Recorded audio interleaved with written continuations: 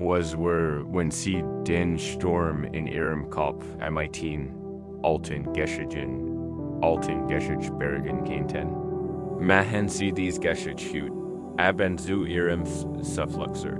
Einem Suffluxer wir am unerbittlichen Tempo der Welt. Willkommen. In diesem Raum tiefer Ruhe und stiller Contemplation. Du bist hier angekommen, genau in diesem Moment, und das ist alles, was von dir erwartet wird. Heute Abend beginnen wir uns gemeinsam auf ein Reis. Eine dreistündige geführte Meditation, die deine Minuten eins rasenden Geist in Tod und dich sanft in die erholsam. Still der Tiefschlafsfahrt. Unser Begleiter auf dieser Reis ist eine alte Zen-Geschichte, eine zeitlose Weisheit, das den Schlüssel zu dem Frieden bereits in dir wohnt. Beginnen wir damit, uns bewusst zu machen, wo sie sich befinden. Sie sind hergekommen, Ruhe zu finden, einen ruhigen Hafen mitten Schirm, denn dieser Sturm tobt für viel von uns nicht in der Augenwelt, sondern in der Innenwelt, der rasende Verstand. Diesen Begriff kennen wir alle nur zu gut. Ein Verstand, der mit einem einzigen Satz von vergangenem Bedauern zu zukünftigen springt. Ein Verstand, der Gespräch durchspielt, keine stattfinden werden und Momente wiederlebt, die sich nicht entdurren lassen. Es fühlt sich wie ein Laut für, dass sie gegen ihren Willen mit sie und Stabwochen aus Sorgen und was wir wenn sie UFW. Ihr Belt W ist sie. Geist ist kein persönliches Versagen. Du bist nicht kaputt oder fehlerhaft, weil deine Gedanken rasen. Du bist einfach nur ein Mensch, der in einer Welt lebt, die deinen Geist unerbittlich mit rasen, mit Druck und der Illusion fördert. Immer mehr tun, mehr können, mehr sein, zu müssen. Den Verstand versucht einfach, die Aufgabe zu erfüllen, die im seiner Meinung nach zu gewissen, Borden, Lassen, Schützen, Planen, Analysieren. Wurde durch unsere Kultur und unsere eigenen Gewohnheiten darauf trainiert, zu rennen. Und hat vergessen, wie man geht, wie man stillsteht, wie man einfach nur ut.ae bind, werden nicht versuchen, da es ist wild versuchen. Wir werden es nicht bekämpfen oder unterwerfen.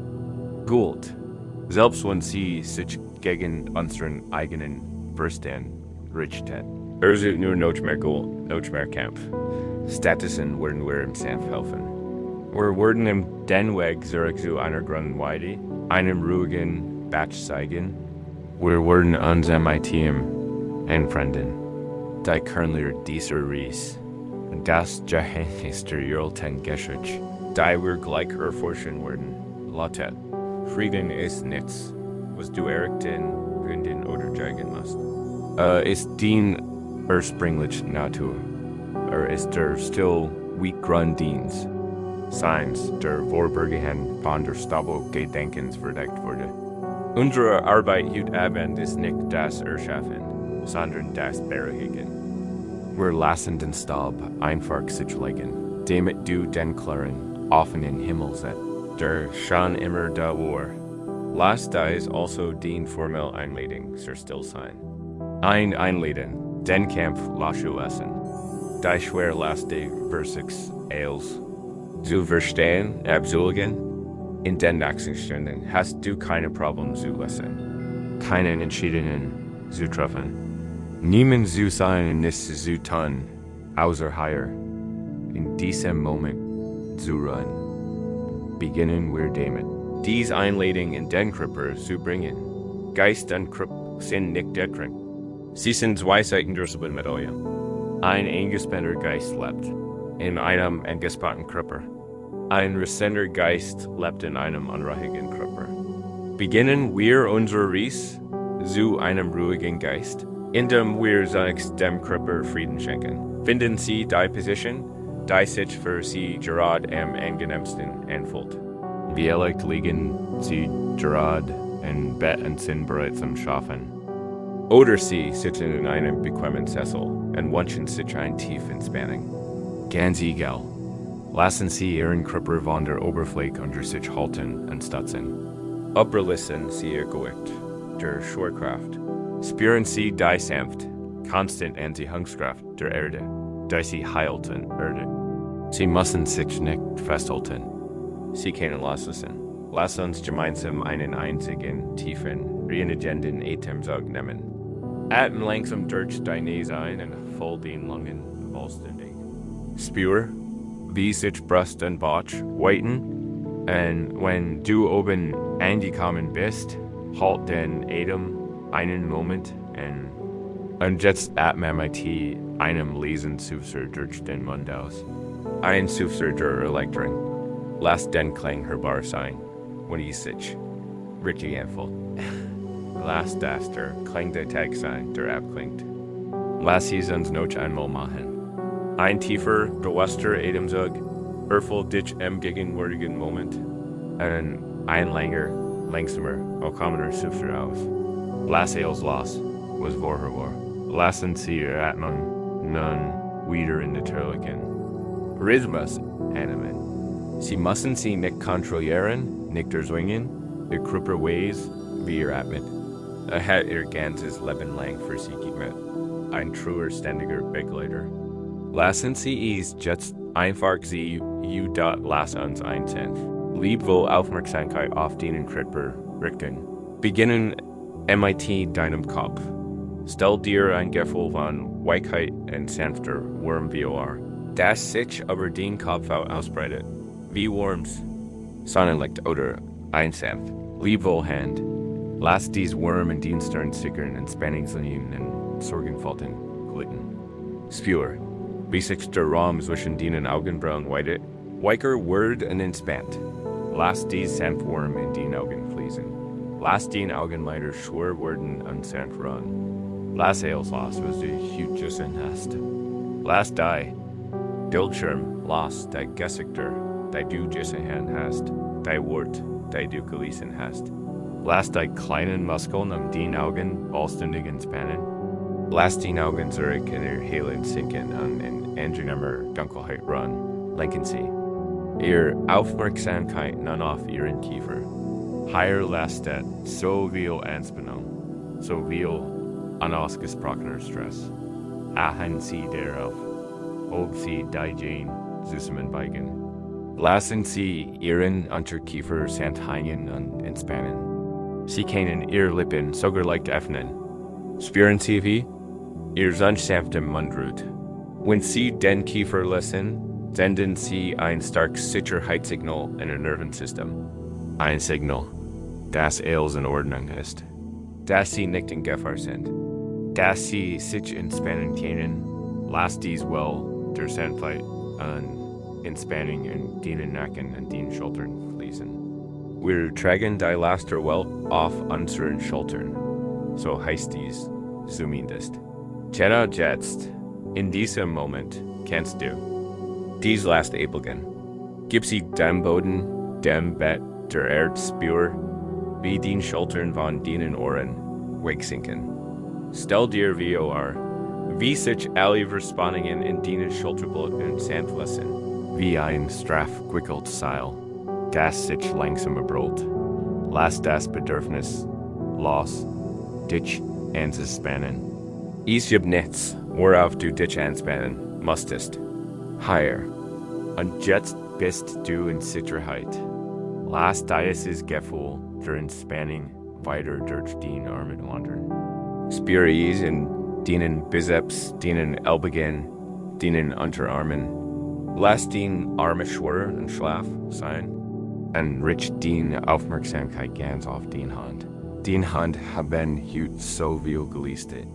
Sie haben getippt, gehalten, dir beitet und gestikuliert. Jetzt können Sie sich ausruhen. Spür, wie sich den Finger ganz natürlich krümmen. Spür die Handflächen weich und offen.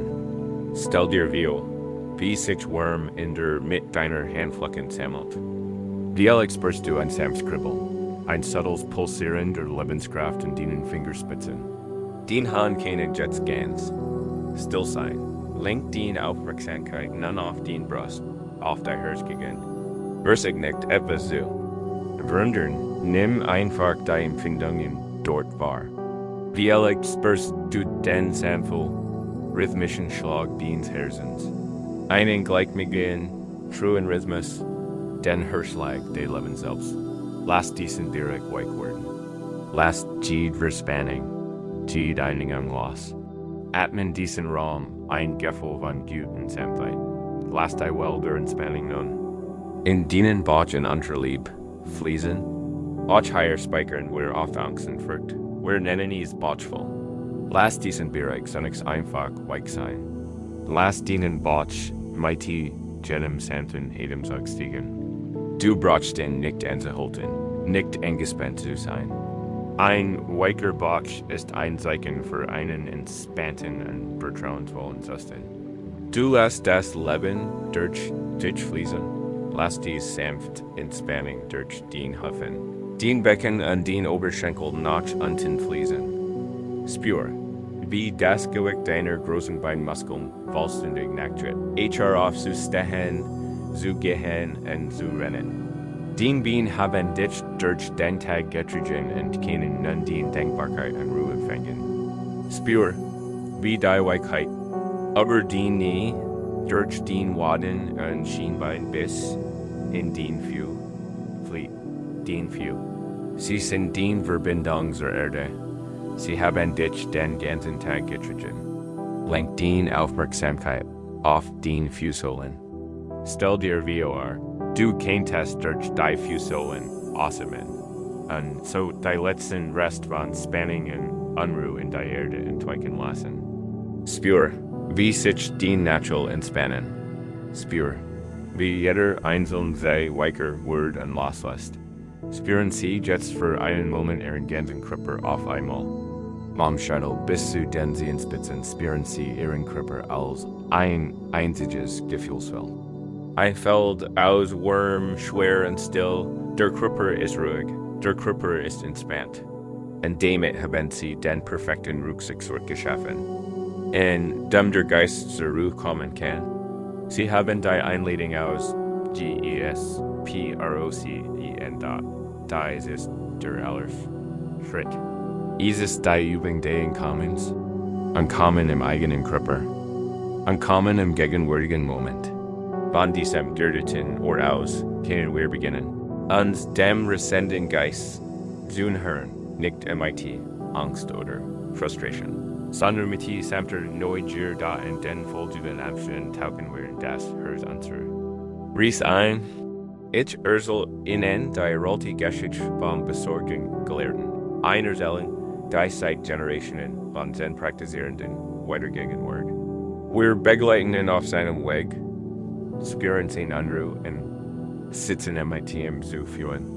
Die Meisters, durch Zen-Geschichte entdecken wir zeitlos Lehren über die Natur Denkens, die Weisheit der Losgeltheit und die Kunst, im Hier und Jetzt Frieden zu finden.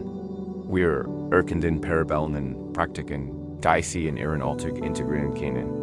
Und im Lauf unserer Reise gelangen wir immer tiefer in einen Zustand geführter Entspannung. Der sie auf einen tiefen und erholsamen Schlafs, BRBEREIT, im Moment bestet ihr einzig aufgeben, weiter zu ruhen, weiter zu atmen, MITFN zu suchen. In einem Tal zwischen zwei hohen, nebelverhangenen Bergen lebt ein Gelehrter namens Kian. Schon in jungen Jahren bestes Kian einen bemerkenswerten Verstand. Konnte einen Text einmal lesen und auswendig lernen. Eine Leistung, die sehen. Lehrer verblüfft und sehen Family MIT großen Stolz erfüllt. Als junger Mann hat die großen Klassiker, die Geschichten, die Gedichte und die philosophischen Abhandlungen seines Landes verschlungen. Sein Zuhause war ein Festung aus Schriftrollen und Bambustafon. Und sein Ruf als Mann von immenser Gelehrsamkeit war im ganzen Tal. Und darüber hinaus Bihi, Kian, Huti, Tia. Ein Geheimnis, das in den langen Nächten quält. Und in den hellen Tagen überschätzt. Trotz all Seins Wissens und all seiner Weisheit kennt keinen einzigen Moment der Ruhe. Sein Verstand. Das Instrument seines Erfolgs war zugleich sein größter Peiniger. War wir in seinem einzigen engen Freund beschrieb. Ein Kaffigwalle wild kreischender Affen. Von denen jeder seine Aufmerksamkeit verdient. Und in von einem Gedanken zum anderen RIEB.WENN. Einen wunderschönen. Sonnenuntergang, Last flüstert sein Verstand. Aber was, wenn es morgens stürmt und die Ernte bedürbt. Wenn ein altes Schlagstudier beschwört sein Verstand Bilder suchen für den Konflikt und Beverstanden Leids herauf. Sein Verstand war ein unerbittlich Maschinerie aus, was war wenn einen anderen Lebensweg dual. Heit? Wenn letzte Woche nur etwas anders in einem Gespräch gesagt hat. Was wenn krank wurde? Was wenn sein Ruf ruiniert war? Die Affen kreischten und Kian West. Trotz all seines Verstandes nicht. Wir sie beruhigen sollt. Folgt sich wie der Mut zu seines eigenen inneren Chaos. Versicht sein Wissen zur Lösung seines Problems. Du nutzen. Allahs philosophische Text aber Ruhe, da sie besser nimmt nur nicht mehr Gedanken. Bin ich ruhig genug? Praktiziere ich richtig. Die Ironi war fast unerträglich. Sein Frieden wurde es am stressigsten Unterfangen seines Lebens. Sein Nacht waren oft schleiflos. Sein Körper eingespannt und von einem ständigen Lesen gefüllt der Angst erfüllt. Ertränkt in einem mehr seiner eigenen Gedanken. Eines Tages beherrschte ein reisender Kaufmann, der in Kiensdorf halt macht, von einem seltsamen alten Mann, einem Zen-Meister, der allein in einer einfachen Hut auf dem Singapur, der unwirtlichen Nordberges lebt. Der Kaufmann sagt, dieser Meister, dessen Name bei Oten war, bis wie ein so tief ruh, dass sie von ihm ausstrahlen schien, und sogar die Wegel in den Blumen beruhigt. Gab keinen Unterricht, schrieb keine Bücher, und such keine Anhänger. Lebt einfach. Einsam verzweifelter Hoffnung kiemt in Kiens Herzen. Hat von solchen Meistern gelesen, von Manieren, die ein ander Art de Wissens gefunden. Hatten ein Weisheit, die sich nicht in Worten oder Konzepten fassen ließ. Stellt sich vor, Pies war, ein Soltru, zu besitzen. Da sie sitzen und die Sonne gessig, zu spüren, ohne dass ein einziger Aff im Kopf kreischt. Der Gedanke war so fremdartig, so schön, dass ihm die Tränen in die Augen stiegen, da fast einen Entschluss, Wordmeister Reogen aufsuchen.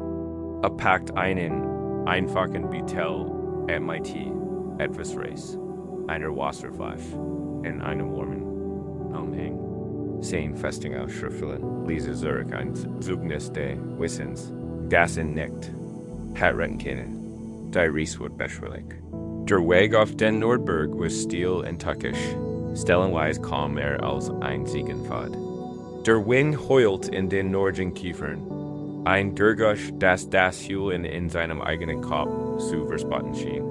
3 lang klettert seine Muskeln schmerzen, sein Atem kam stauweis, bei jedem Schritt plapperten seine Gedanken. Sein Affen, unaufhörlich, das ist dumm, sagt einer. Du wirst fallen. Ein anderer flüstert, selbst wenn du ihn findest, was kann ein alter Mann tun, was all dies Bücher nicht konnten. Ein dritter verheinten, du bist schwach, du solltest jetzt umkehren. Kein war erschöpft, nicht nur vom Aufstieg, sondern auch vom unerfreulichen Ehrenkampf. Der hohe Weg war hart, aber der Inner war ein Qual dort endlich. Am Nachmittag des dritten Tages, als einen großen, moosbedeckten Felsbrocken hörte, sah es. Ein winzig, einfähig Hut aus dunklem Holz, aus deren kleinem Schornstein ein dünn Rauchwolk aufstieg. Tiefer Erleichterung und Not, durch ihre Angst überkämen. Langsam nirten hört sich der Hut. Die Tür stand einen Spalt offen. kant niemanden sehen. Lange stande da und was nicht, was Tanzalt. Zal offen, zat enkluffen. In Gedanken gingen in Dutzend verschiedener Szenarien durch den Kopf. Deeds davenendi. MIT seiner demutigen, drad als die Nerven an umkehren Walt, finit sich die Turquoischen weiter. Ein alter man standa. War kleinen drahtig, MIT Kolm Kopf, an Augen. Die so groß Weisheit als auch sanft belustigings u offenbaren schienen. A trugein schlickt, geflickt guend, das muss Reoten sein. Der Meister blickt, kien en bedeckt vom Schmutz und Schweiß Szeneries, sein Gesicht ein Ausstritt von Erschwing an Angst. Kien, ein Mann dürfer sein Eloquenz beacon war sprachlos. Verbeut sich einfach, ein tief, verzweifelt Verbindung. Der alte Meister Reoten, erwidert die Verbindung MIT, überraschender Anmut. Dan sprach MIT ruhiger Stimme. Wie das Gergusch eines kleinen Steins, durch einen tiefen Brunnen voll. Sie sind weitgierig, sagt Reoten. Es war keine Frage, sondern ein schlicht Feststellen. Kein Fan, sein Stimme wieder. Und die Worte sprudelten aus ihm heraus, ein Schwall von Geständnissen. Meister, das habe ich. Ich bin ein Gelehrter. Ich habe jedes Buch gelesen, das. Ich finden kann. Man, sag mir, ich heit einen großen Verstand, über dieser Verstand lass mir keine Ruhe. Rast. Quält und quält, mich Tag und Nacht. Ich kann nicht schlafen. Ich kann nicht ausruhen. Ich bin zu Juke gekommen, weil ich gehört habe, besitzt ein groß Ruhe. Ich flehe Juke en Meister. Bitt, lehrt mich, wie ich meinen rasenden Verstand beruhigen kann. Kann bendit sein Plädoyer, MIT engenden. Schultern an gesenktem Blick. Folgt sich völlig blodgestelt, völlig verletzlich. Hat's groß schön diesem seltsamen alten Mann zu viel gelegt. Wartet auf ein Standpunkt, ein Komplex Spellering oder vielleicht sogar auf seinen Idioten, sa Kim MIT seinen klaren. Unter troberen Augen schwieg einen langen Moment, ein Schweigen, das sich länger anfühlte als Kiams Gesamtries. Kiams Gedanken beginnen wieder zu rasen. Heilt mich für einen Narren. Word mich wegschicken, dann nicht Meister Reoten langsam. Sagt immer noch sanft. Ein rasendes Gehirn. Ich verstehe. Das klingt nach einer schweren Last, die man einen Berg hinauftragen muss. Hielt Ernie in und sah Kien direkt in. Dann matchte ein Einfähigkeitbeugung. Also Gott, sagt der Meister. Bring mir deinen rasenden Verstand. Zeig in mir, und ich werde ihn für dich beruhigen. Kien starten sprachlos und sein Mund stand offen. Was meiner Dämon? Seinen Geist bringen, in ihm zeigen, wie sollte das tun? Es war ein absurd, unglitch Bit. Hat ein Sutra erwartet, ein Technik, ein Philosophie. Hat ein Rätsel erhalten. Die Start standet da. Der Wind pfiff in den Kiefern. Gas kreischender Affen für einen Moment in seinem Kopf. Sprachlos angesichts der schieren Fremdartigkeit der ersten Lehre des Meisters. Und hier lassen wir. Den gelehrten Kien für einen Moment in der Schwell. So hat der Meisters. Stehen an MIT dieser unmitchen Bitringen. Denn dies Bit, dies Erstfrage, ist der Schlüssel zu dem Zerfluxer. Den wir hut haben solchen. Sie ist der Anfang des Weges aus dem Sturm. Im nächsten Teil unserer Reise werden wir neben Kien sitzen und die Tiefweisheit erforschen. Die in dieser einfachen, verbluffenden Anweisung verborgen liegt. Wir werden beginnen, nach unseren eigenen rasenden Gedanken zu suchen und dabei etwas wahrhaft Außergewöhnliches entdecken. Last der Geschichte erst einmal run. Last das. Bild von Kian und dem Meister in ihrem Bewusstsein verweilen. Es gibt nichts anderes zu tun. Wir liegen unseren Schüler Kian im Abrand eines tiefen Rätsels dahin. Hat einen takischen Berg erklommen, sein inner Qual offenbart, und wurde nicht auf einmal sang. sondern auf ein Rätsel gestigen. Also, Gott, sagt der Meister, bring mir deinen rasenden Verstand, zeigen mir, en ich worden für dich beruhigen. Stell dir Kian in diesem Moment vor. Der Wind streicht durch seinen Mantel. Der Duft von Kiefern und feuchter Erde in der Luft. Und drinnen plötzlich, mit einem kreischenden Gurgusch, das Oblick Chaos. Die plappernden Affen in seinem Kopf sind ausnahmsweise einmal still und stehen mit Gedanken zeigen? Die Bit ist unsinnig. Sie ist absurd. Sein Verstand ist keine Schriftroll, die aufrollen kann, kein Stein, den seinem Meister in die Hand legen kann. Ist überall und nirgendwo. Ist oder etwas Meister, reoten Worte einfach, sein Gesichtsausdruck ruhig, sein Blick unverwandt. Ist wieder grausam, no abweisend. Hat kein Einfrage, die der logisch denken, Verstand nicht beantworten kann. Dieses Einfrage, die darauf abzielt, die Maschinerie des Intellekts zu streng und dem Gelehrten zu zeigen, dass das Werkzeug auf das es sich sein ganzes Leben lang verlassen hat, higher nutzlos, ist also beschliet kann, ein eifriger Gelehrter, Isu versigen.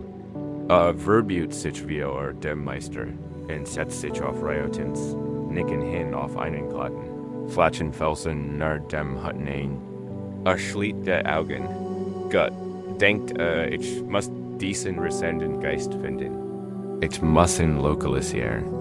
Begreifen und dann präsentieren. Beginnt mit der Suche. Richtet sein enorme Konzentrationsfähigkeit nach innen. Einfigkeit, die durch Jarlinges Studium komplexer Text geschafft hat.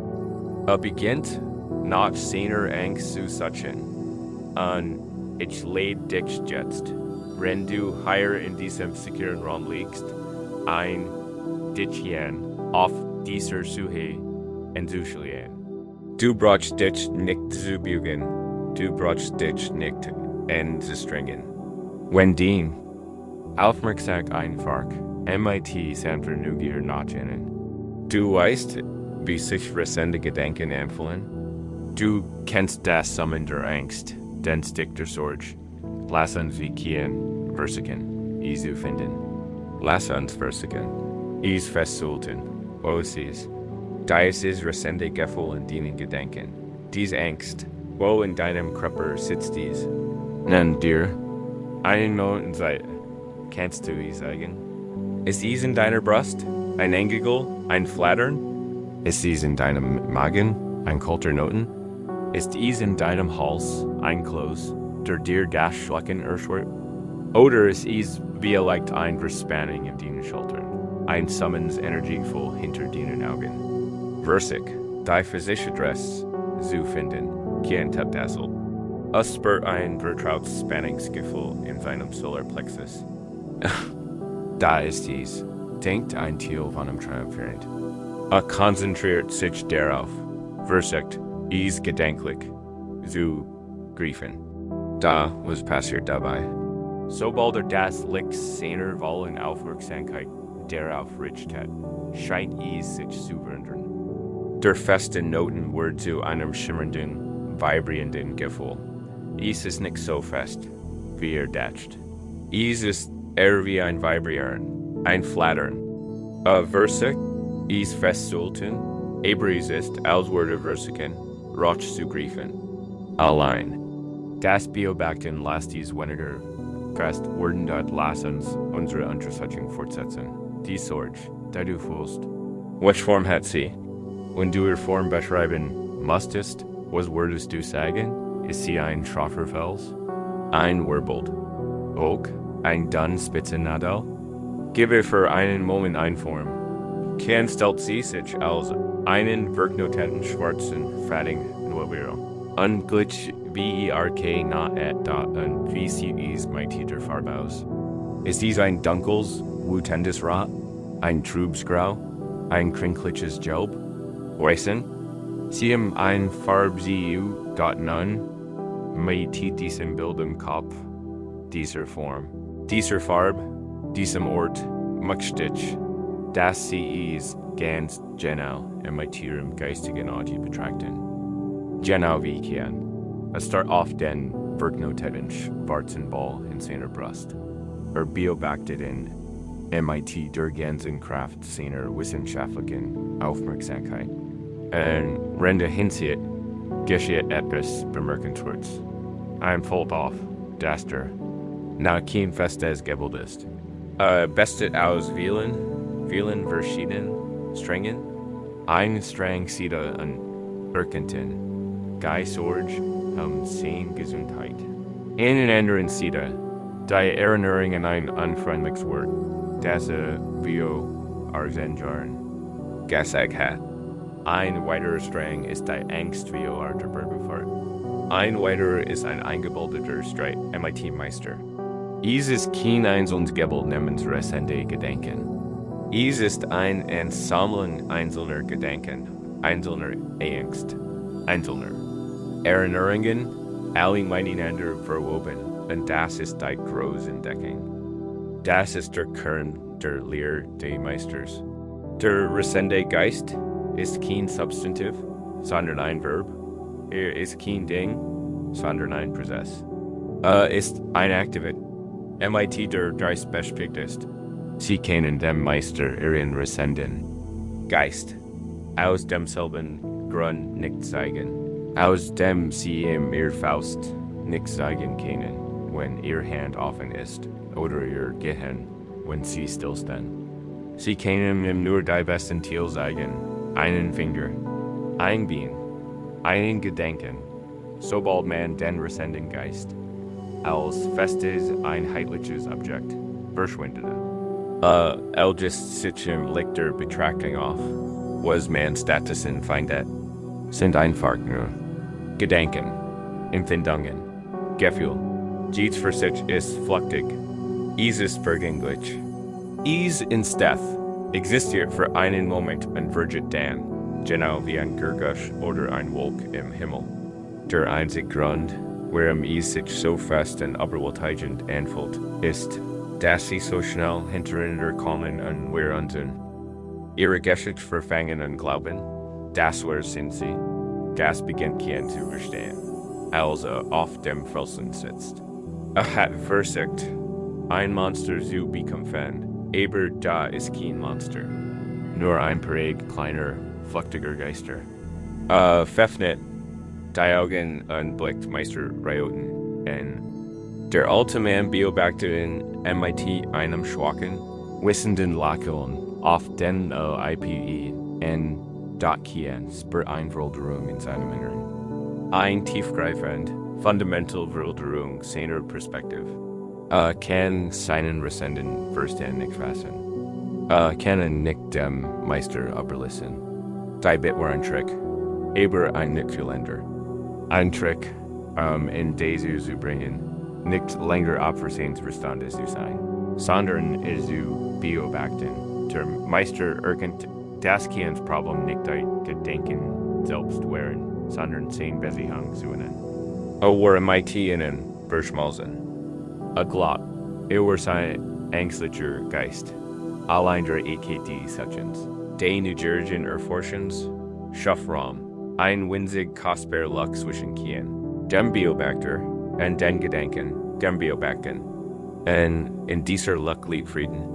In dieser Luck liegt Freiheit da also. Last dies für die verbobenden Momente, dies ist Teals, unsere Ries oder Übung sein. Wenn dies ist altbekannte Summen der Angst spürt, das Gefühl, als würden Gedanken rasen. Stell Juke einfach die Fried des Meisters. Okay, lass mich dieses Ding finden. Wo siehst gerade? Wie fühlt es sich an? Woraus bestet es? Ta ist nicht MIT-Aggression, sondern MIT der sanfter Neugier eines Wissenschaftlers, der ein neues Phänomen entdeckt. Du versuchst nicht, es verschwinden zu lassen. Du lernst es einfach kennen. Du machst das Licht in einem dunklen Raum und vielleicht entdeckst du, genau wie Kian, das Monster, das du indirekt lauern sahst, nur ein Haufen alter Klamotten und Schatten war. Auch wenn du nach deinen rasenden Gedanken suchst, wirst du sie diesmal nicht finden. Und in diesem Schannen befreienden Scheitern findest du den Anfang der Ruhe. Da du solches gar ein nächsten Abschnitt werden wir diesen neu entdeckten Raum. Dies Kluft zwischen Selbst und Denken. Anhand einer weiteren kraftvollen Zen-Metaphor erkenden, den Geist als großen, fliehenden Fluss. Wir lernen nicht, wie man den Fluss anhält, sondern wie man sich bequem am Ufer hinsetzt und beim Fließen zusieht. Quien sabe der Meister. Die Tiefwahrheit seiner Erfahrung legt sich aber wieder Abendabel, der sich aber das Tal senkt. Hat nach seinem Peiniger gesagt, diesem festen Wesen namens mein rasender Verstand, nichts als Rotsch gefunden. Hat Gedanken gefunden, ja, einen Wirbel daven. Hat Empfindungen, Gefühl, Erinnerung gefunden. Aber kann nichts Einheitliches finden, das begreifen, darstellen oder tadeln kann. Zum ersten Mal erkenne, dass das Problem nicht der Inhalt seines Geistes war, sondern seine Verstrickung darin, dat Meisterioten sah das Verständnis in Kiens Augen und begütigte näher zu kommen. Schenkt zwei Tassen dampfenden grünen Tee ein. Den Geist, sagt der Meister. MIT einer Stem so ruhig wie die Oberfläche eines Waldteigs, ist wie ein großer Fluss. Ist kraftvoll und flieht immer. Den ganzes Leben lang wurdest du in diesem Fluss dürfen. Du bist in der Strömung gesterst, hin in her dürfen. Hin in her Garrison von jedem Erinnerungsstock, jedem Ängstein, jeder Traumschul der Angst. Du warst so sehr damit beschäftigt. Nicht zu ertrinken, dass du zu dem Schluss gekommen bist. Du siehst der Fluss, du glaubst. Wie in einer Suisen sei, dies ist Chaos. Dies ständig. Oft Bügeln, erreicht kein Eintasti, dia mit Tee, ruhiger Hand in Gegenum, die Wurm durchströmt sein Finger, ein Einfix. Dendes Gefühl, der Anfang der Weisheit, vor, reilten fort, bestet darin. Du erkennen, denn nicht der Fluss ist. Man ist sich des Flusses bewusst. Der erste Schritt, den man gerade getan hat, bestet darin, den Weg zum Flussufer zu finden. Zum ersten Mal zu lernen, einfach nur da sitzen und dem Wasser beim Fließen zu suchen. Dies Metaphor. Der Fluss des Bewusstseins ist ein der kraftvollsten in der gesamten Zen-Praxis. Und heute Abend können wir uns gemeinsam dieser Praxis widmen. Ein direkter Weg zu den Frieden, den Kien direkt zu spüren begann. Deshalb lädt ich Sie ein, sich mir am Flussufer entzuschließen. Erlaub deinem Bewusstsein, das nun in der stillen Landschaft dient Krippers ein Bild in deinem Geist zu formen. Stell dir vor, du sitzt in weichen Grasboxen Ufer eines breiten, fliehenden Flusses. Die Sonne wärmt ihn hot, aber nicht heiß. Ein Sandpreis raschelt in den Blättern einer Weide in der Nähe. Der Boden unter dir ist fest, stabil und vollkommen still. Du bist hier sicher, du fühlst dich wohl. Das ist dein Platz. Von hier aus hast du einen perfekten Blick auf den Fluss. Betrachten Sie nun den Fluss? Sehen Sie sein stetig, unaufhaltsam Strömung. Dieser Fluss ist der Geist. Ist der Strom des Bewusstseins. Und was durch. Ihr Bewusstsein flieht, ist einfach ein Objekt, das in diesem Fluss TREIBT.schau dorthin und sie, was vorbeischwimmt.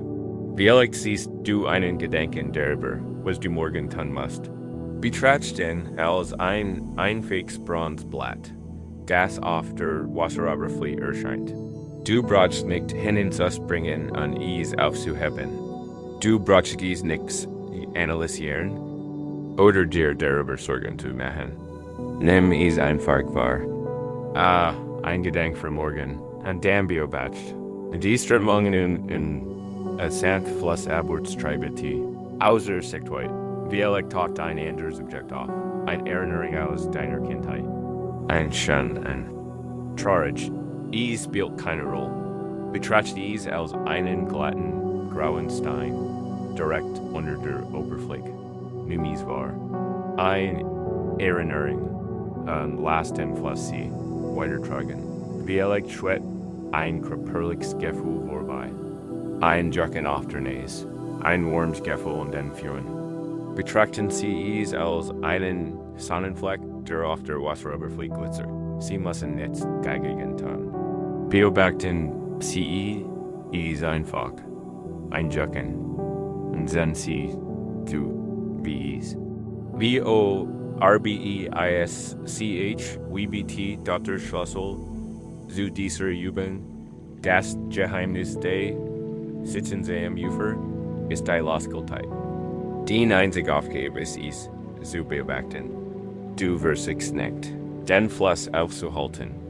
Das ist ein Glitch, und der Versig wird nur noch mehr Kampf, noch mehr Spitzer und noch mehr Aufrufen. Ein lebendiger Geist produziert Gedanken, so wie ein lebendiger Fluss fließt. Das Ziel ist nicht, den Fluss zu stauen. Das Ziel ist, den Beziehung zu verändern.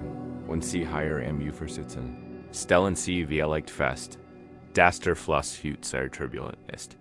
Kann ein schlammiger, reißender Strom sein, Walder Gurgel, das ist völlig in Ordnung. Aufgabe ist es nicht, den Zustand des Flusses zu beurteilen. Es ist nicht Ihre Aufgabe, sich zu wünschen, aber klarer oder wahiger. Ihre Aufgabe ist es einfach, am Ufer zu bleiben. Bleiben Sie als sich. Asterisk etched auf die Tendenz des Geistes, dich hinstürzen zu wollen. Ein besonderes interessenter Gedanke schwet vorbei, ein spannend Sorge. Und du spürst die alte Gewohnheit, den alten Drang, im Natchez springen, dich in Zen-Geschichte zu vertiefen. Versig, diesen Drang zu spüren, ohne nachzugeben. Spür einfach den Impuls, den Wunsch, mitgerissen zu werden, und lenk die Aufmerksamkeit gern, sanft und mitfühlend, zurück auf deinen Platz im festen Boden des Flussufers. Du kannst immer wieder zu dem Gefühl der Erde unter dir zurückkehren, dem Gefühl der Luft auf deiner Haut. Das ist dein Anker. Diese Übung führt dich zu deinem wahren Selbst. Nicht zu einer Ansammlung flüchtiger Gedanken und Gefühle, sondern zu dem stillen, weiten Beuten-Dasein, das sie alle in sich trägt. Du bist das Flussufer. Du bist der Wheat auf den Himmel über dem Fluss. Der Fluss ist nur ein Arenas in dir. Ist nicht du. Das ist ein tieferes Erkenntnis. Tief in deinem Inneren zu wissen, dass du nicht den Gedanken bist. Den Gedanken können Angst machen. Aber du bist nicht Angst. Den Gedanken können traurig sein. Aber du bist nicht Traurigkeit. Du bist der Wheat, friedlich, bewusst Raum, in dem all diese Erfahrungen entstehen und vergehen können. Stellen Sie sich die Freiheit vor, die deren Lied, die Erleichterung. Es ist der Unterschied, ob man in stürmischer See gefangen ist oder den Sturm vom Fenster eines warmen, sicheren Leuchtturms aus beobachtet. Der Sturm ist zwar nicht da, aber stellt keine persönliche Bedrohung mehr dar. Sie identifizieren sich nicht mehr mit ihm. Kia nimmt einen langsamen Schluck Tee. Der Geschmack ist rein, leicht bitter und ganz präsent. Beobachtet, wie ein echter Wolkenfetzen über den Berggipfel sieht. Beobachtet, wie ein Exblatt von einem Asphalt und auf dem Boden landet. Und zum ersten Mal spürte, dass mit seinen Gedanken gasselt hat. Beobachtet nur. Ist nicht der Aufruhr. Ist stiller Zug des Aufruhrs. Und in diesem Zugensein verliert der Aufruhr Augenblick sein Macht. Bereit sich man selbst. Nicht länger angeheizt durch sein Verzweifelten Versig. In so bekämpfen, bleiben Sie also für den nächsten Augenblick am Ufer. Lassen Sie den Fluss Ihres Geistes fließen, wie will. Sie müssen nichts tun, außer sitzen, beobachten und atmen. Nehmen Sie wahr, was vorbeifliegt, und lassen Sie es los. En Gedanken, den sie vorbeifliegen lassen, einen Pressulten, stärken sie ihre Verbindung zum friedlichen, unerschütterlichen Grund ihres eigenen Seins. Sie erlernen die Royalty, einfähig und lebensverändernden Kunst Besitzens. MUFER.NACH DEM wir diese Grundlagen Praxis, die Beobachtens etabliert haben. Keinen wir nun erforschen, was passiert, wenn wir auf die Strömung des Flusses reagieren. Im nächsten Abschnitt werden wir uns mit einer berühmten Zen-Parabel befassen, die uns lehrt, mit den unvermeidlichen Momenten, in denen uns etwas im Fluss ist. Wir werden die Weisheit der Lehrenbots erforschen. Kien se vio dem Meister, der Tiefwahrheit seiner Erfahrung gleich sich aber wie der Bendebel. Der sich aber das Tal senkt, hat nach seinem Paniker gesagt, diesem festen Wesen, namens mein Rasender Verstand, nis als Rauch gefunden, hat Gedanken gefunden, ja, einen Wirbeldamen, hat Empfindungen, Gefühl, Erinnerungen gefunden. Aber kann nichts Einheitliches finden, das erfassen, darstellen oder tadeln kann. Zum ersten Mal erkennt dass das Problem nicht der Inhalt seines Geistes war, sondern sein Verstricken darin. Meister Rayoten sah das erste Wesen Kiens Augen und bedeutet ihm, gehör zu kommen. Schenks zwei Tassen dämpfenden Gründen ein.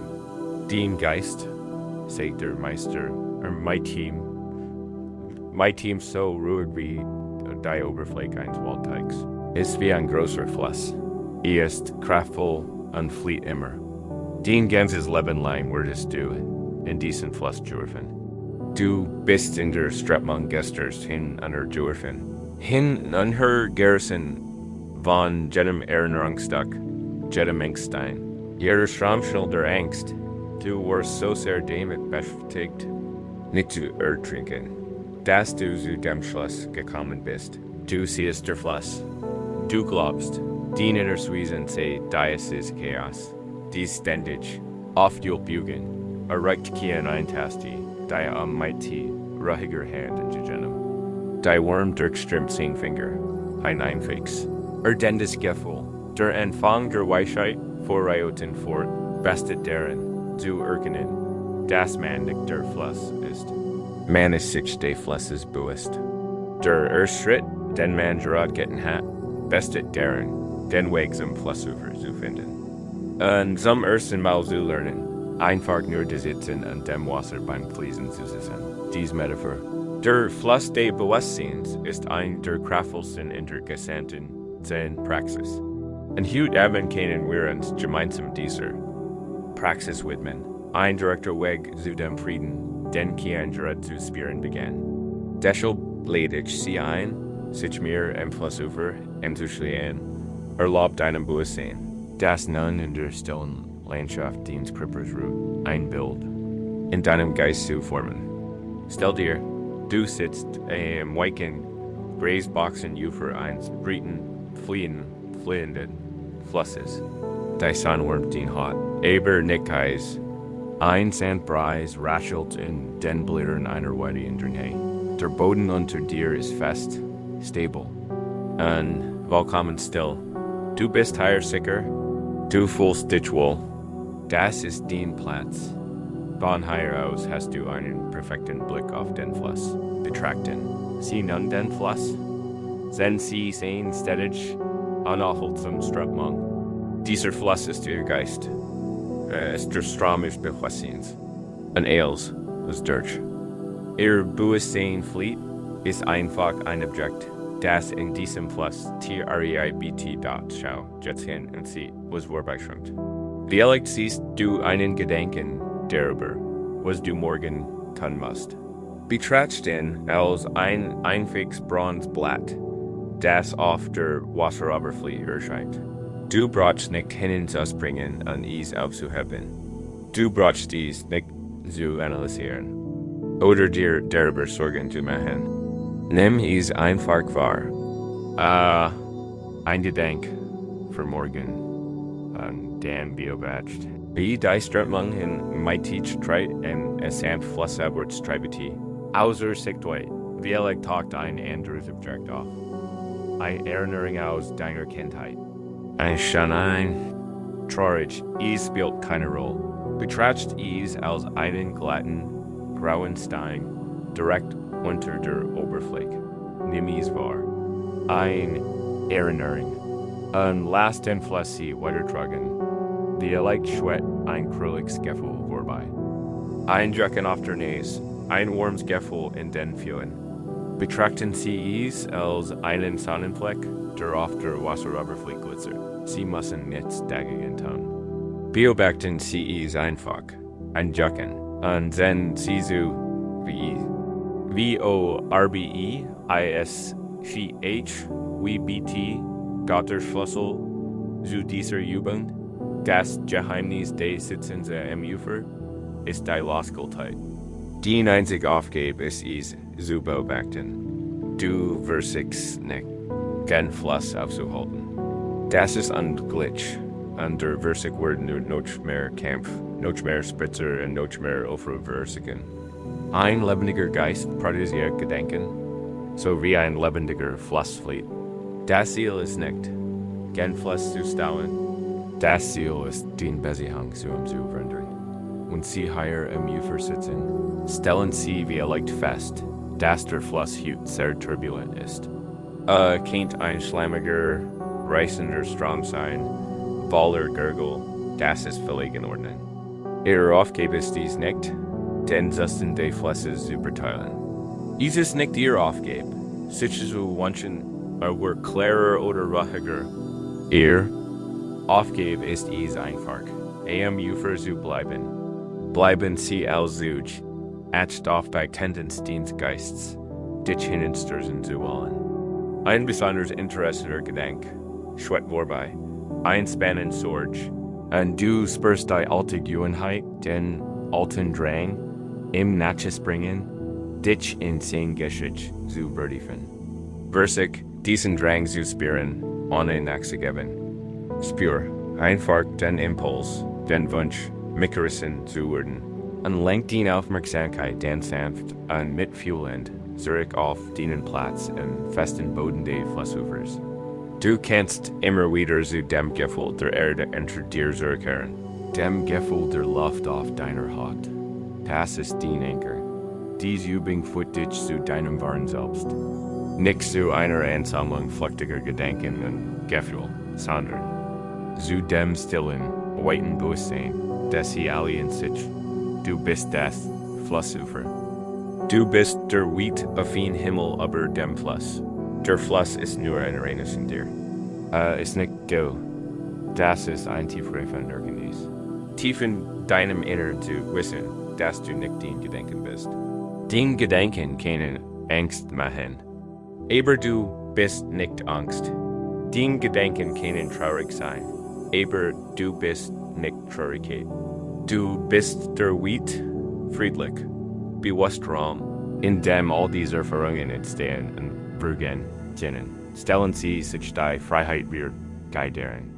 Lied, die Erleichterung. Dies ist der Unterschied, ob man in stürmischer See gefangen ist oder den Schirm vom Fenster eines warmen, sicheren Leuchtturms aus beobachtet. Der Schirm ist noch da, aber es stellt keine persönliche Bedrohung mehr dar. Sie identifizieren sich nicht mehr MITM. Tien nimmt einen langsamen Schluck Tee. Der Geschmack ist rein, leicht bitter und ganz präsent. Beobachtet, wie ein echter Wolkenfetzen über den Berggipfel sieht. Beobachtet, wie ein Blatt von einer Mast fällt und auf dem Boden landet. Und zum ersten Mal spürte, dass mighty seinen Gedanken das Obtag. Beobachtet nur, ist nicht der Aufruhr, ist stiller Zug des Aufruhrs. Und in diesem Zugensein verliert der Aufruhr allmählich sein Macht. Berührt sich von selbst, nicht länger eingeheizt durch sein Verzweifelten Versich. In so bekämpfen, bleiben Sie also für die nächsten Augenblicke am Ufer. Lassen Sie den Fluss Ihres Geistes fließen, wie will. Sie müssen nicht tun, außer sitzen, beobachten und atmen. Nehmen Sie wahr, was vorbeifliegt und lassen Sie es los. Und mit jedem Gedanken, den Sie vorbeifliegen, lassen, einen festzuhalten. Stärken Sie Ihre Verbindung zum friedlichen, unerschütterlichen Grund Ihres eigenen Seins. Sie erlernen die Rolle, einfähig und lebensverändernd Kunst des Sitzens. MUFER.NACHDEEM wir dies grundlegend Praxis, die Beobachtens et Ablehr. Amen. Kennen wir nun erforschen, was passiert, wenn wir auf die Strömung des Flusses reagieren. Im nächsten Abschnitt werden wir uns einer berühmten Zen-Parabel befassen, die uns lehrt, den unvermeidlichen Momenten, in denen uns etwas in Fluss enscht. Wir werden die Weisheit der Lehrenbots erforschen. Kian sei wir dem Meister, die Tiefwahrheit seiner Erfahrung legt sich über wie der Bendable. Der sich über das Tal senkt, hat not seinem Peiniger gesagt, diesem festen Wesen. Namens man resender verstehen, nis als Rotsch gefunden. Hat Gedanken gefunden, ja, einen Wirbel daven. Hat Empfindungen, Gefühl, Ihren gefunden. Aber kann nichts Einheitliches finden, das fassen, darstellen oder ketteln kann. Zum ersten Mal erkannte, dass das Problem nicht der Inhalt seines Geistes war, sondern seine Verstrickung darin, dat Meister Rayoden sah, das Verständnis in Kians Augen und bedeutet nur zu kommen. Schenkt zwei Tassen dämpfenden Gründen Tee ein. Den Geist, sagt der Meister, mit einer Stimme so ruhig wie die Oberfläche eines Waldteigs, ist wie ein großer Fluss. Ist kraftvoll und flieht immer. Den ganzes Leben lang würdest du in diesen Fluss dürfen. Du bist in der Strömung gesters hin an der dürfen. Hin an her Garrison von jedem Erinnerungsstück, jedem Engstein. Jeder Schrammschnell der Angst, du warst so sehr damit beschäftigt, nicht zu ertrinken, dass du zu dem Schluss gekommen bist. Du siehst der Fluss.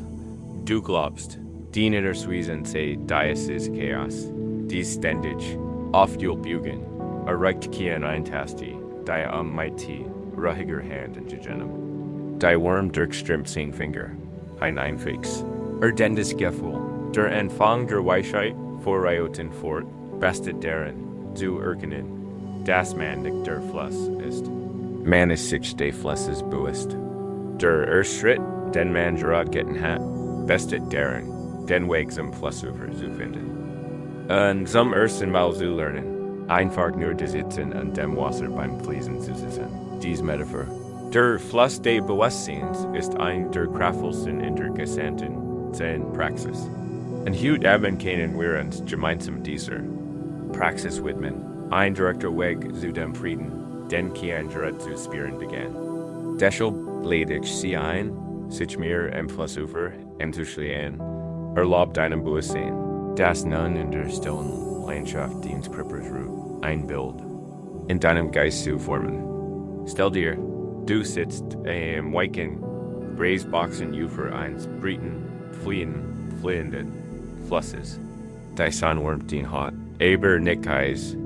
Ein Sandbreis raschelt in den Blättern einer Weide in der Nähe. Der Boden unter dir ist fest, stabil und vollkommen still. Du bist hier sicher, du fühlst dich wohl. Das ist dein Platz. Von hier aus hast du einen perfekten Blick auf den Fluss. Betrachten Sie nun den Fluss? Sind Sie sehen ständig unaufhaltsam Strömung. Dieser Fluss ist Ihr Geist. Ist der Strom Ihres Bewusstseins. Und Eils ist durch. Ihr Bewusstsein flieht ist einfach ein Objekt, das in diesem Fluss treibt. Schaut jetzt hin und sieh, was vorbeischwimmt. Vielleicht siehst du einen Gedanken darüber, was du morgen tun musst. Betracht ihn als ein einfaches Bronzeblatt, das auf der Wasseroberfläche erscheint. Du brauchst nicht hinzuspringen, es aufzuheben. Du brauchst es nicht zu analysieren oder dir Sorgen zu machen. Nimm es einfach wahr. Ein Gedanke für morgen. Und dann beobacht. Die Geist hat man im Teach treit in sanft fluss outwards tribety. Auser. Sichtweit. Wie talkt ein Subjekt auf. Ein Erinnerung aus deiner Kindheit. Ein Schön, ein Traurig, es spielt keine Rolle. Betracht dies als einen glatten, grauen Stein, direkt unter der Oberfläche. Nimm es wahr. Ein Erinnerung an Last den Fluss weitertragen. Wie schwett, ein krüppeliges Gefühl vorbei. Ein Jocken auf der Nase, ein warmes Gefühl in den Fühlen. Betrachten Sie es als einen Sonnenfleck, der auf der Wasseroberfläche glitzert. Sie müssen nichts dagegen tun. Beobachten Sie es einfach, ein Jocken, und sehen Sie so, wie es. BORBEISCH Dr. Schlossel zu dieser Übung. Das Geheimnis des Sitzens am Ufer ist die Losgeltheit. Die einzige Aufgabe ist diese beobachten. Du wirst nicht, den Fluss aufzuhalten. Das ist unmöglich. Und der Versig wird nur noch mehr Kampf, noch mehr Spritzer und noch mehr Aufruhr verursachen. Ein lebendiger Geist produziert Gedanken, so wie ein lebendiger Fluss. Lied. Das Ziel ist nicht, den Fluss zu stauen. Das Ziel ist, den Beziehungs zu umzuwandern. Wenn Sie hier im Ufer sitzen, stellen Sie wie fest, dass der Fluss sehr turbulent ist. Kein ein schlammiger, reißender Strom sein, voller Gurgel, das ist völlig in Ordnung. Ihr Aufgabe ist dies nicht, den Zustand des Flusses zu beurteilen. Dies ist nicht Ihr Aufgabe. Sich zu wünschen, wird klarer oder wahiger. Ihr Aufgabe ist dies einfach, am Ufer zu bleiben. Bleiben Sie als Zuge, acht auf die Tendenz des Geists, dich hinstürzen zu wollen. Ein besonders interessender Gedanke schwett vorbei, ein spannend Sorge, und du spürst die alte Gewohnheit, den alten Drang, im Nachspringen, dich in Zen-Geschichte zu vertiefen. Versig, diesen Drang zu spüren, einen nachzugeben. Spür einfach den Impuls, den Wunsch, Mickerson zu werden, und lenk die Aufmerksamkeit ganz sanft und mitfühlend zurück auf deinen Platz. Im festen Boden des Flussufers. Du kannst immer wieder zu dem Gefühl der Erde unter dir zurückkehren, dem Gefühl der Luft auf deiner Haut. Das ist dein Anker. Diese Übung führt dich zu deinem wahren Selbst. Nicht zu einer Ansammlung flüchtiger Gedanken und Gefühle, sondern zu dem stillen, weiten Bewusstsein, das sie allen zustreit. Du bist das Flussufer. Du bist der weit auf den Himmel über dem Fluss. Der Fluss ist nur ein reines in dir. Ist nicht du. Das ist ein tiefer Verständnis. Tief in deinem Inneren zu wissen, dass du nicht den Gedanken bist. Den Gedanken können Angst machen. Aber du bist nicht Angst. Den Gedanken können traurig sein. Aber du bist nicht Traurigkeit. Du bist der weit friedlich, bewusst Raum, in dem all diese Erfahrungen entstehen und vergehen können. Stellen Sie sich die Freiheit vor, die deren. Lied. Guy Elektron. Es ist der Unterschied, ob man in sie gefangen ist oder den Schirm vom Fenster eines warmen, sicheren Leuchtturms aus beobachtet. Der Sturm ist noch da, aber es stellt keine persönliche Bedrohung mehr dar. Sie identifizieren sich nicht mehr mit ihm. Keiner nimmt einen langsamen Schluck Tee. Der Geschmack ist rein. Leicht bitter und ganz präsent. Beobachtet, wie ein echter Wolkenfetzen über den Berggipfel sieht. Beobachtet, wie ein Ex-Blatt von einer Mast voll und auf dem Boden landet. Und zum ersten Mal spürte, dass mit seinen Gedanken gasselt hat. Beobachtet nur. Ist nicht der Aufruhr. Ist stiller Zug des Aufruhrs. Und in diesem Zugensein verliert der Aufruhr Augenblick sein Macht. Beruhigt sich von selbst. Nicht länger eingeheizt durch sein Verzweifelten Versig, hinzubekommen.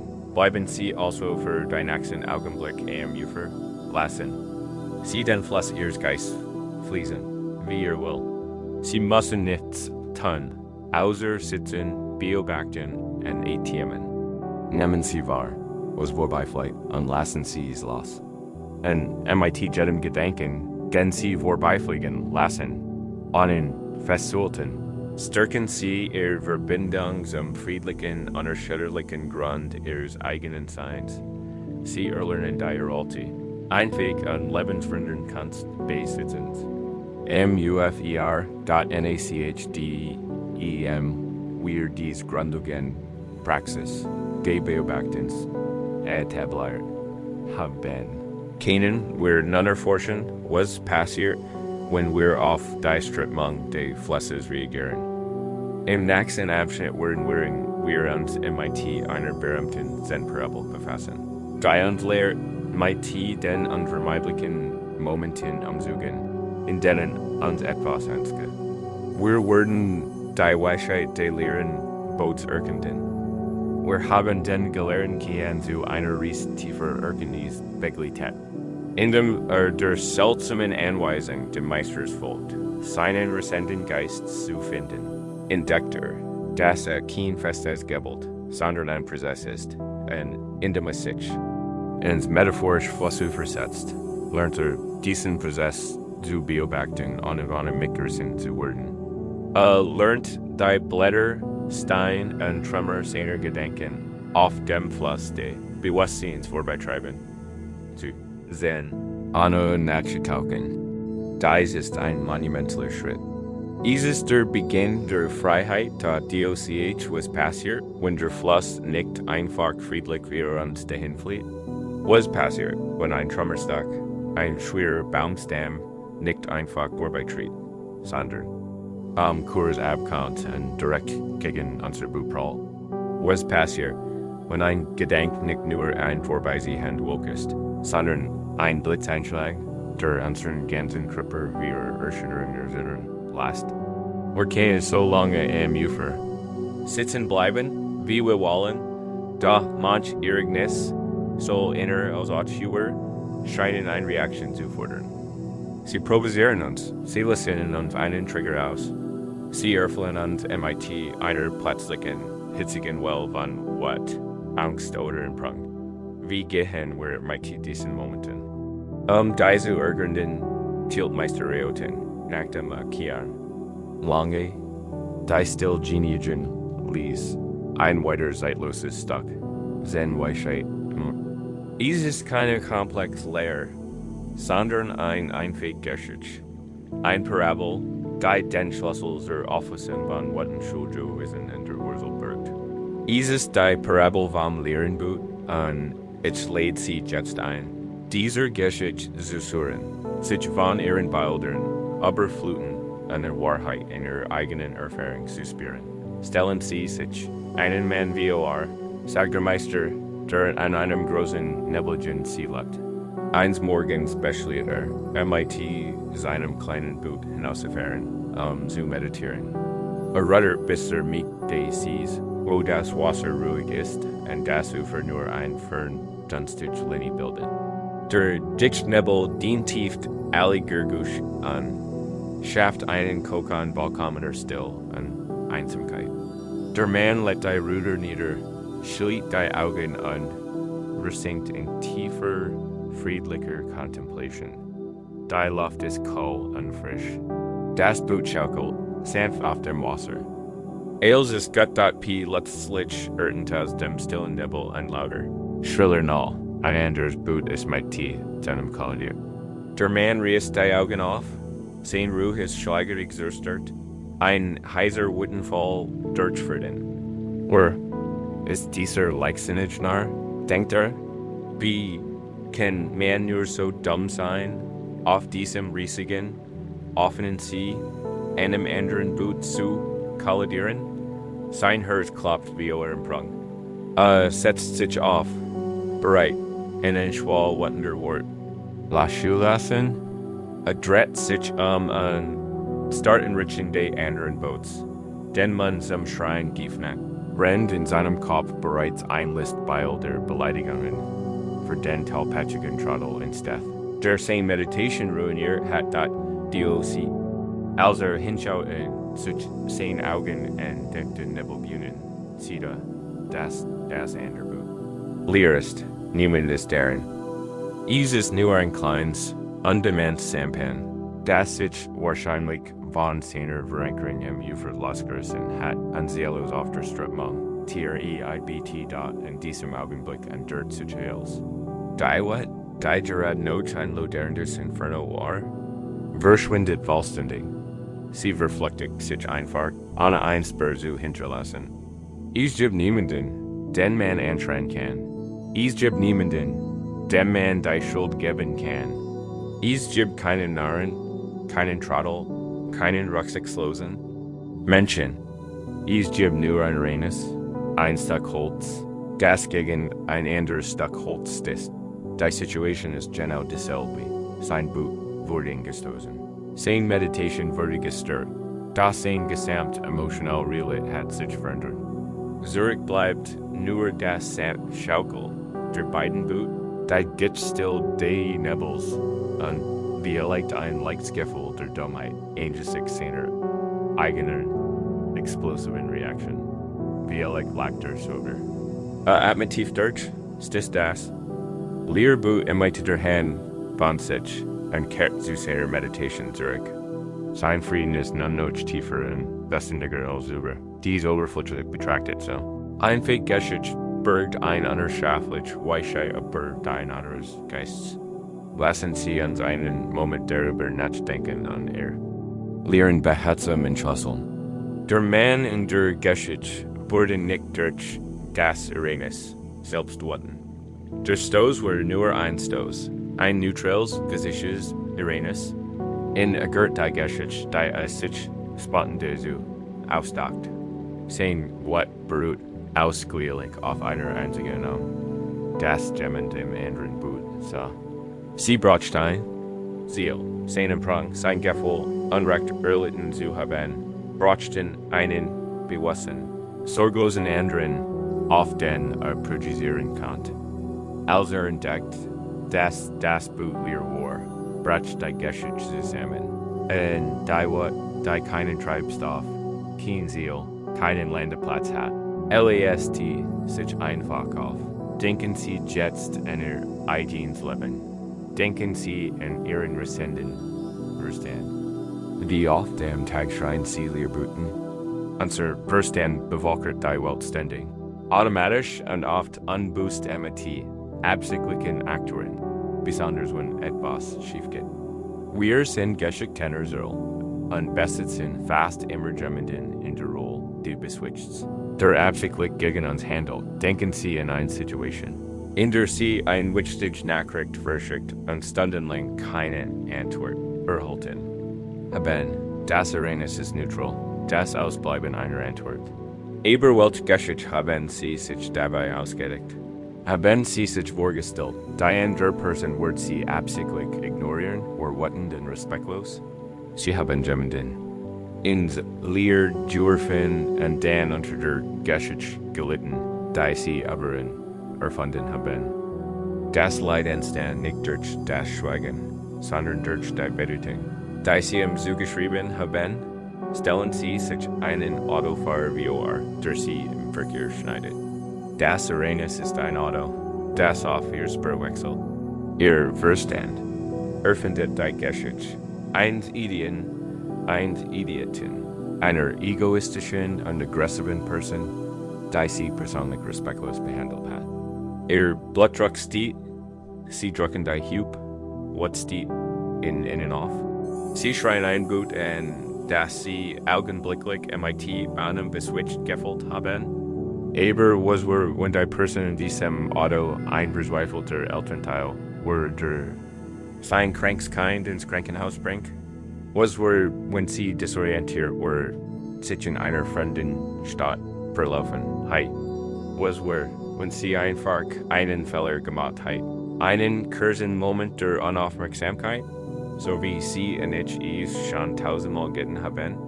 Könnten wir das sehen? Würden wir erkennen, dass Boot gewissermaßen frei von Prozent Absichten uns gegenüber ist? Das Ereignis blieb Dassel. Aber unser Leidwort verschwinden. Dies Praxis erstreckt sich sogar auf die Boot in unserem eigenen Kopf. Wenn ein harter, selbststreitischer Gedanke aufkommt, du bist nicht Gott-Kenner. Du wirst scheitern. Reagieren wir oft MIT, verzweifeln oder Scham. Wir glauben, dass der jemand in diesem Boot sitzt, ein innerer Kritiker, ein Richter, der ein Berechtigkeitsurteil über uns fällt. Da was wenn wir diesen Gedanken ausleeren. Gut betrachten könnten, ein Stück alten, konditionierten mentalen Schutz, der sich aus der Vergangenheit gelöst hat und einfach durch unser Bewusstsein treibt. Hat keinen Kapitän, hat keine Autorität. Ist nur ein Gedankenmuster, so unpersönlich wie ein. Treiben Stück Holz. Wenn wir keinen Richter ins Boot setzen, hat der Gedanke keine Macht. Und so wir teilen. Us Distanz und wir können ihn einfach wahrnehmen. Das nicht geht, Jenigo. In Sand wegschieben und weiterfahren. Das ist ein tiefer Praxis der Depersonalisierung. Ist die Kunst. Irrignis als Irrignis. Und Gedanken als Gedanken zu sehen. Ohne die unteiligen Schicht von Schuldüberwiesen, Animen und Geschichten hinzusuchen. Versiken wir dies jetzt in einer sanften Reflexion. Erinnern Sie sich an etwas, Ihrem Tag oder Ihrer Woche, das Ihnen Sorgen bereitet hat. Is kein ein Konflikt MIT, jemandem sein. Ein Sorge die Zukunft oder ein Urteil über sich selbst. 1. Lehnen Sie einfach ein Sache aus und halten. Sie behutsam in Ihrem Bewusstsein.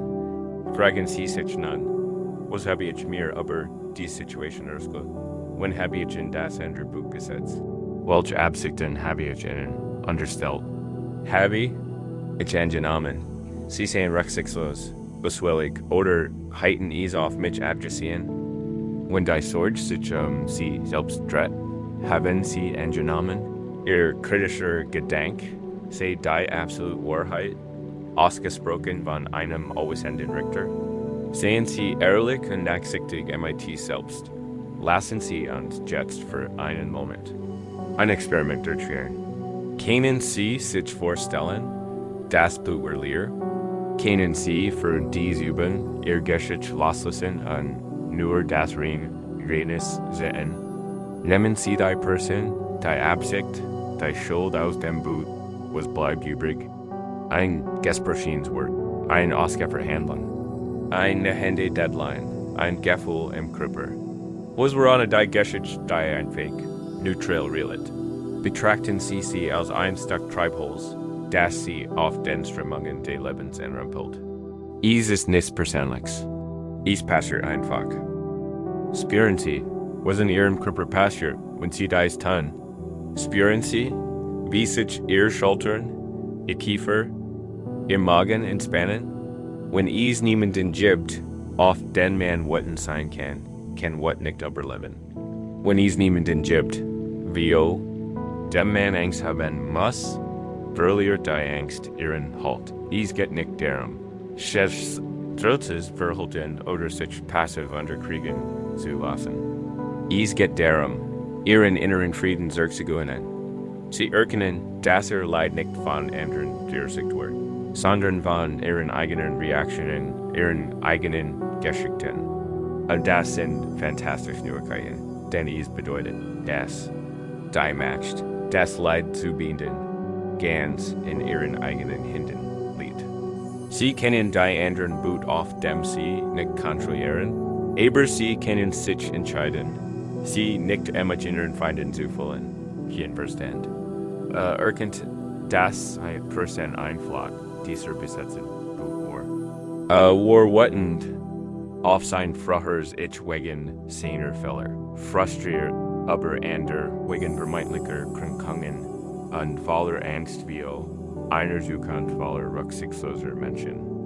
Schrie 1000 Geister in 1000 Lehren booten, und indem sie als Lehr betrachtet, lug nicht sein Problem nicht, sondern hört einfach auf, Jules fewer seiner Angst zu gegen, worin du higher rust, last Dieses Bild, den Begleiter sein. Das Bild der Lehren boats auf dem Negligency. wenn ein schwieriger Gedanke oder ein schwieriges Gefühl aufkommt. Frage dich, ist dieses Boot wirklich besetzt oder voller Cheese? Meistens wirst du feststellen, dass es leer ist. Und du kannst dies vorbeitreiben lassen und so deine Energie, deine Ruhe und deinen Atem sparen. Indem wir lernen, nicht zu reagieren und dein Boot leer sein zu lassen, entwickeln wir ein tiefer Ruhe. Aus dieser Ruhe heraus können wir nun etwas noch subtileres, noch tiefgründigeres wahrnehmen. Wir können beginnen, das Gefühl des Bewusstseins selbst wahrzunehmen. Wir können beginnen, die Still nicht nur auf dem Sie wahrzunehmen, sondern auch die Still, die zwischen jedem einzelnen Gedanken herrscht. Im nächsten Abschnitt werden wir die Weisheit dieser heiligen Lehren erforschen. Unsere Reise nach innen wird sich. Wir haben keine Begleitheit, als ein lebensverändernden Entdeckung nach der anderen matcht. Zuerst erkannte, dass sein rasendes Denken kein festes Monster, sondern ein flüchtiger Prozess war. Dann, am Ufer der großen Flüsse des Bewusstseins sitzend, lernte diesen Prozess zu beobachten, ohne mich rissen zu werden. Und schließlich fand durch das Gleichnis vom leeren Boot das Geheimnis, was eine Schulgewissen aufsalzen und lernt. Auf die unvermeidlichen Stie und Erschütterungen des Lebens nicht als unpersönlich Leeres zu reagieren. Jeder dieser Schritt hat ihn an zu mehr Ruhe, mehr Raum und mehr Freiheit geführt. Wir stehen nun ran einer noch subtleren und tieferen Entdeckung. Durch dies neue Ruhe, diesen Ort der Nicht-Reaktion, werden wir sensibel. Genig, die wahre Natur des Bewusstseins wahrzunehmen. Wir beginnen zu erkennen, dass der Gedankenstrom, der Fluss, den wir beobachtet haben, nicht so beständig und kontinuierlich ist. Wie es uns erst 10 Meister Rioten fortgehen, zum Rand einer kleinen, klaren Giel, die in den Hay sehner. Hat aus dem Boden sprudelt, seht auf das Wasser. Du siehst den Fluss, sagt er, aber das Wasser selbst besteht aus unfliegen einzelnen Tropfen, die alle zusammenfliegen, so nah beieinander, dass sie einscheinen. Da, das sind sie nicht. Genauso ist diesem einzelnen Gedanken, denn du täters am Himmel. Ist es später Nachmittag, und ein paar flauschig Wieswoken sehen langsam über uns hinweg. Wir bemerken die Woken zu grauten. Wir sind so fasziniert von ihren Formen, ihrer Biegung, ihrer Farbe. Aber oft übersehen wir, was sie fesselt.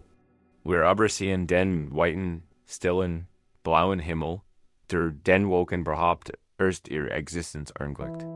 Der Himmel klammert sich nicht in die Woken und stößt sie auch nicht weg. Lasst sie einfach sein und vorübersehen. Dieser Himmel, das ist die wahre Natur. Die Gedanken sind nur die Woken. Das ist die nächstgroße für uns Abend. Der rasende Verstand sucht die Illusion einer soliden, ununterbrochenen Lermwand. Ein Gedanke scheint sich direkt in den nächsten zu heften, ohne Zwischenraum. Es fühlt sich an wie ein unerbittlicher, hakeschwindig ohne Halt. Da, es ist eine Illusion, ein Trugschluss. In Wirklichkeit ist der Bewusstseinsraum keine solide Wand, sondern ein Innenring einzelner Bausteine. Und zwischen jedem Baustein ist ein Raum, ein Loch, ein momentreiner, gedankenfreier Still dort, DENC, in Ihnen Kinofilm. Beim Anschauen, Zen kontinuierlich, fließend Bewegung. Betrachten Sie direkt den eigentlichen Filmstreifen. Erkennen Sie, dass aus Tausenden und Abertausenden einzelner Standbilder besteht. Zwischen jedem statischen Bild befindet sich ein winzig Schwarzlinie. Ein Loch, die Illusion von Bewegung entsteht durch die Schnellprojection dieser Standbilder, so dass es das Auge die Lücken nicht wahrnimmt. Verstand funktioniert genauso. Gedanken sind die einzelnen Bilder. Die Geschichte von mir und meinen Problemen ist der Fall. zwischen jedem einzelnen Gedanken klafft einwinzig. Unmerklich Lokreinen, stillen Bewusstseins. Undra. Übung bestet nun deren, uns mehr für die Lucken zu interessieren als für den Film selbst. Wir werden nicht versiegen, den Film anzuhalten. Wir werden nicht versiegen, die Lucken zu schaffen. Das war nur eine andere Form des Lebens, ein anderer Gedanke. Stattdessen werden wir einfach die Absicht entwickeln. Sie wahrnehmen, wenn sie natürlicherweise entstehen. Wir werden zu Kanada still, zu Sammlern dieser kostbaren, flüchtigen Momente innerer Ruhe. Beginnen wir gemeinsam mit dieser sanften Übung. Kehr zurück in die bequeme Position. Spür den Ruhenden. Körper und den sanften Rhythmus des Atems. Setz dich wieder in Flussufer. Der Gedankenfluss flieht vorbei. Ga dieses Mal wird unsere Aufmerksamkeit etwas anders sein. Wir werden geduldig und unerwartet, bis sich zwischen den Gedanken ein Pause ergibt.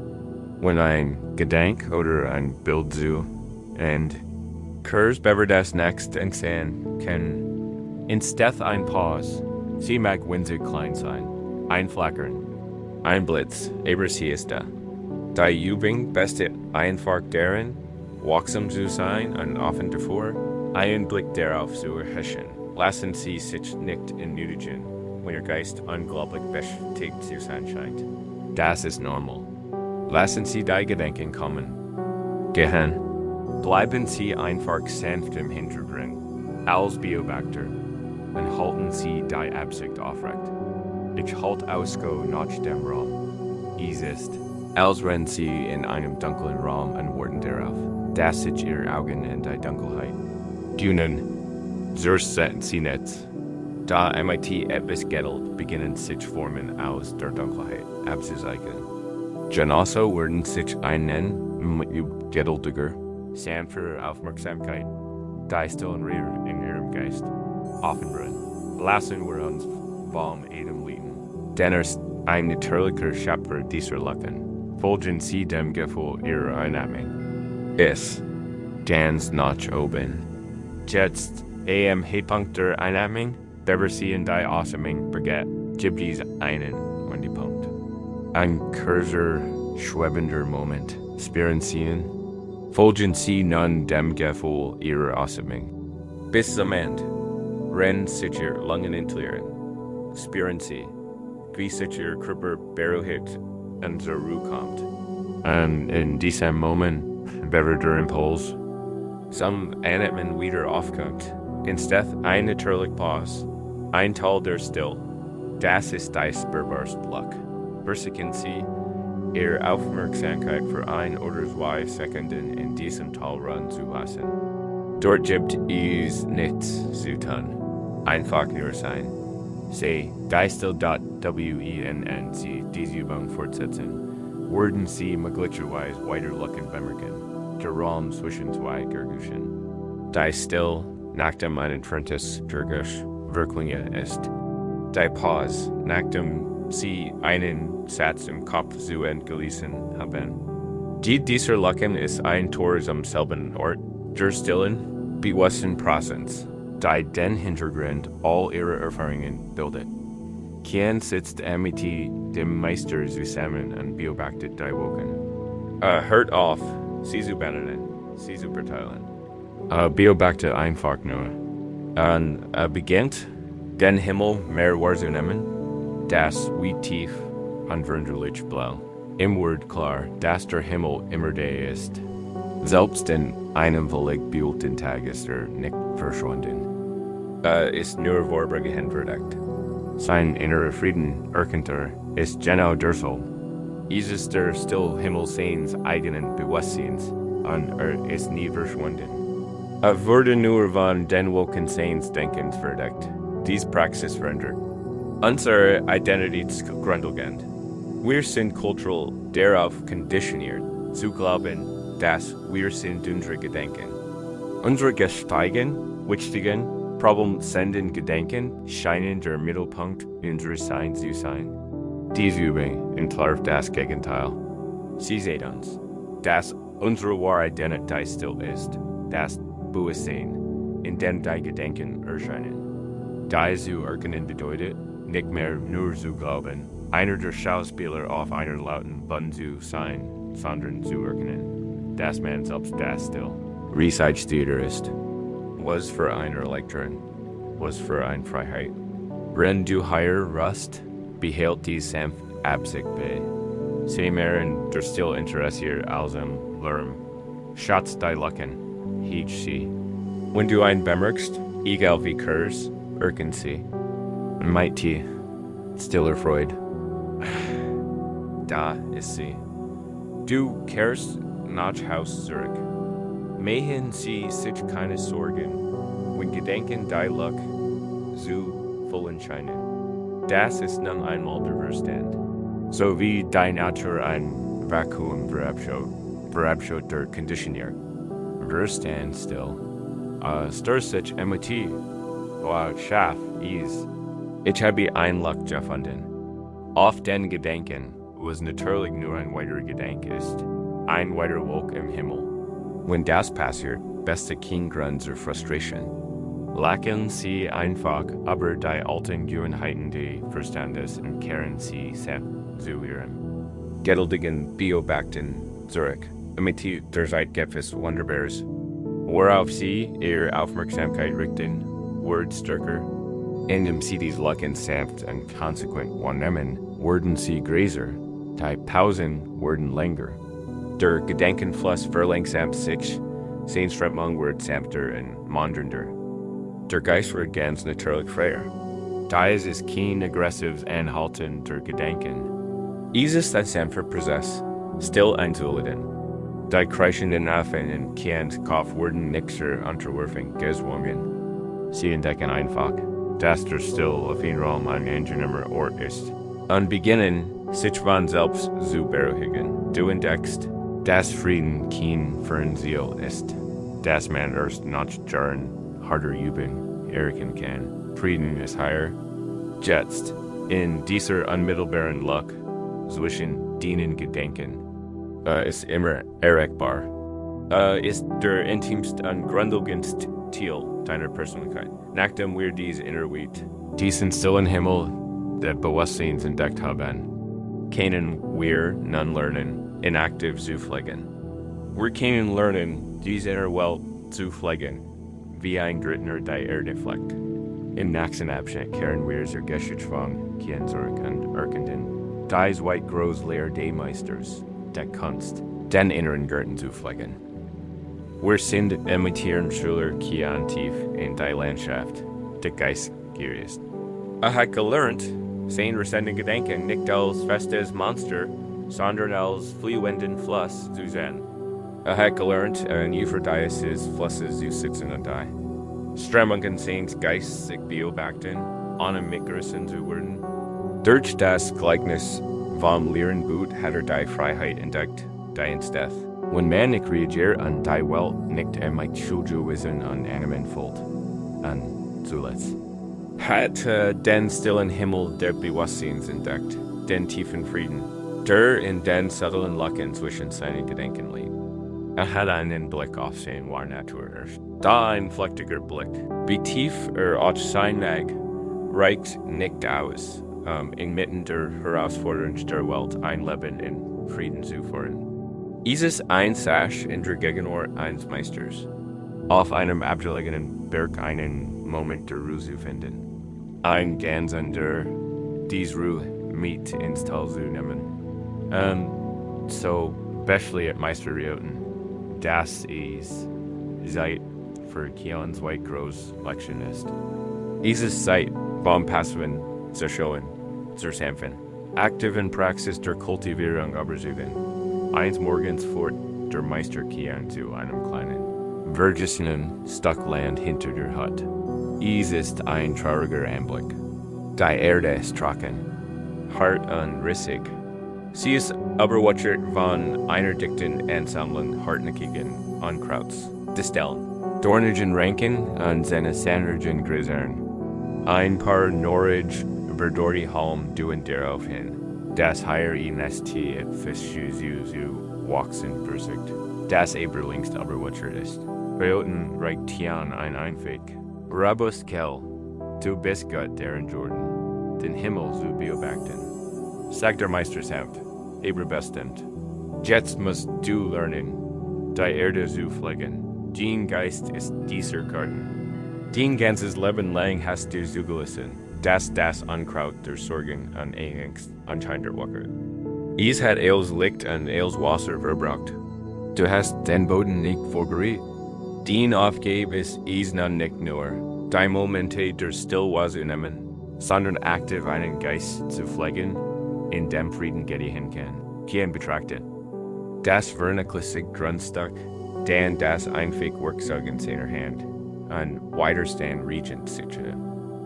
Ist ein Gelehrter, ein Mann der Literatur und der Habenen, sein Hand sind weich, und die Glatthaptik von Bambusrollen gilt. Nicht in den Sand der Erde, ist higher hergekommen, wir haben philosophische Weisheit zu suchen. Und nun soll die Arbeit eines einfachen Arbeiters verrichten. Meister, beginnt zu nicht. Ich soll Unkraut in meinen Geist beruhigen, Reuten Lachschuld, ein Lacheln, das tiefstfürsten ist Verkehrs. Stolz und Verwirrung ausdrückt. Die tiefste Weisheit ist oft die einfachste Kern. Dein Geist ist nicht von deinen Taten getrennt. Du kannst dir deinen Weg zum Frieden nicht denken. Du musst ihn praktizieren. Du musst ihn leben. Jetzt. Kummer dich den Garten. Und so nicht kehren. Zunächst weiterwillig. In der Erde den nieder. Und beginnt mit seiner Arbeit. Und wenn wir bei ihm bleiben, können auch wir die zeitlose Praxis erlernen, unseren eigenen inneren Garten zu pflegen. Diese Metapher ist ein perfekter Leitfaden für die Kultivierung eines friedlichen Geistes. Lasst uns gemeinsam hinterstehen, da ist zunächst das Unkraut. Das Unkraut in unserem inneren Garten sind unsere Gewohnheitsbeginn, nicht hilfreichen, negativen Gedankenmuster. Es sind die immer wiederkehrenden Ängste, Es sind die bitteren Wurzeln vergangenen Grols. Es sind die dornigen Ranken der Selbstkritik, die als umschlingen und ersticken. Wie das Unkraut in Kians Garten brauchen diese Gedanken keine Anstrengung, zu wachsen. Sie gediehen, wenn man sie vernachlässigt. Sie tauchen automatisch auf. Ein Produkt unserer Conditioning, unserer Angst, unserer vergangenen Erfahrungen. Sie sind Meister des Überlebens. Kians erster Impuls ist, sie anzugreifen. Es schafft sich ein Distel an Riesen aller Kraft deren, da die Dornen stecken ihm in die Hand und die Wurzel bricht ab. Tief im Boden stecken, bereit, wieder aufzutreten, frustriert und Watten geht in sein Aufgabe heran. Und Mann hat nur eine Hand und das Gefühl, versagt zu haben. Als der Meister das sieht, kommt auf ihn zu. Weg, das Unkraut nicht, rather, das verbreitet nur sein. Shannon, sei sanft, sieh das Unkraut klar und deutlich. Dann vor den Finger bis zur Wurzel und riss sie sanft und bestimmt aus der Erde. Tue es, Anna. Sorgen, das Unkraut ist nicht wie es sie. Es wuchs einfach dort, wo es nicht hingehört. Ist die Praxis des Examenerkennens. Wenn ein negatives Gedankenmuster auftaucht, ein Sorge, ein Urteil, versichern wir nicht, es guldsam zu unterdrücken. Das gibt ihm mehr Energie. Stattdessen sehen wir es klar und deutlich. Wir binden in es, an es urteilen. Das. Ist das, was wir Unkraut, oder? Hier ist das, ich bin nicht Gott, genug Unkraut. Wir nehmen seine Anwesenheit wahr, indem wir uns dann nicht damit auseinandersetzen. Es nicht mit unserer Aufmerksamkeit und Überzeugung gegen, lassen wir selbst sein Wurzeln. Wir lassen es los. Wir konzentrieren uns wieder auf den Atem oder die ernste Hand aufgeben. So befreien wir das Unkraut sanft vom Boden unseres Geistes. Der nächste Schritt ist die Bodenfläche. Kein stellt fest, dass der Boden nach dem Giant immer noch hart und unnachgiebig ist. Der Meister Sedum, wie mighty seinem Werkzeug der beruhigt. Erde auflockern, umgraben und atmen lassen kann. Mischt etwas reichhaltigen dunklen Kompost von einer Haufen hinter der Hut unter. Der Boden wird weich, dunkel und aufnahmefähig. Geist ist die Grundlage unserer Meditationspraxis. Jedes Mal, wenn du sitzt und dich auf deinen Atem konzentrierst. Jedes Mal, wenn du deine Aufmerksamkeit durch einen Körperscan lenkst, sorgst du für deinen inneren Boden. Du brichst mit den Harten. Verdichtheiten du Einheiten der Ebelenking auf und schaffst ein geistiges Umschwung, die fruchtbar, ruhig und empfänglich ist. Ein Geist, der im gegenwärtigen Moment verankert ist bereit für etwas, das wachsen kann. Man kann keine Blumen in ein Bettenplate pflanzen. Sonst muss man den Boden vorbereiten. Schließlich und wie allem ist es wichtig, gut zusammen zu sein. Ein Garten zeichnet sich nicht durch die Bosenheit von Unkraut aus, sondern durch das Vorhandensein dessen, was man anbaut. Der Meister gibt kein ein kleines Geschenk nun sagte, musst du sein, was du ernten möchtest. Sie sammeln der Gut, sie sammeln der Dankbarkeit, sie sammeln der Freude und Demikfuls. Dies ist der aktiv und freudvolle Ziel unserer Praxis. Wir können uns bewusst davor entscheiden, positiv, heilsam Geisteswissen zu kultivieren. In der buddhistischen Tradition wurden dies manchmal als die göttlichen Wohnsitten bezeichnet. Denn in ihnen zu verweilen bedeutet im Himmel zu verweilen. Wir können mit dem Samen der Dankbarkeit beginnen. Gern, dessen Hand und mit erdbedeckt sind, spürt die Wurm der Sonne auf seinem Rücken. Zum ersten Mal bemerkt sie nicht nur, spürt sie wirklich, und ein Samen einfacher Dankbarkeit, dies Wurm kommt in seinem sie in da Lassis uns jetzt gemeinsam versichern. Lass uns in der Still dies eigenen Seins einen einzigen, kraftvollen Samen pflanzen. Lass es den Samen der Dankbarkeit sein. Lass den Bewusstsein samt den gegenwärtigen Erfahrung abtasten und ein kleines Sasch finden, für die du aufrichtig dankbar sein kannst. Es muss nichts Großes sein. Es kann der Komfort des Bettes oder Stalls sein, der dich stützt. Es kann die einfach wundersam Tatsache deines Atems sein, der Mihilos ein und ausströmt. Es kann die Erinnerung an ein freundliches Wort sein, das jemand einmal mit dir geteilt hat. Find dieses ein Ding, halt es nun in deinem Bewusstsein, buße es mit deiner vollen Aufmerksamkeit. Spür das echt Gefühl der Dankbarkeit in deinem Körper. Wo spürst du es? Als Wurm in deiner Brust, als Sanfter in deinem Gesicht. Lass dieses Gefühl wachsen. Lass es deinen inneren Garten erfüllen. Das ist nicht nur ein positiver Gedanke. Es ist die Tiefkultivierung eines heilsamen Zustands. Du pflanzt aktiv einen Samen, der mit der Zeit und durch Wiederholung zu einer schönen, kräftigen Blume heranwächst und dem Unkraut weniger Platz lässt. Wir können zusammen die Mikfuls Sinne, den Wunsch respirieren, das andere frei von Leid sein beginnen. Wir können zusammen der Gut sein und unseren anderen Glück und wohligen Wünschen. Wir können zusammen der Freude sein und unseren der einfachen Gut der Lebens erfüllen. Gehen arbeitet Tageling im Garten. Sein Körper schmerzt, das ein Geist. Kommt zum ersten Mal zur Ruhe. Verliert sich nicht in philosophischen Abstraktionen. Widmet sich einer einfachen, examen und zielstrebigen Aufgabe. Verändert einen Teil der Welt und damit auch sich selbst. Lernt das Weisheit.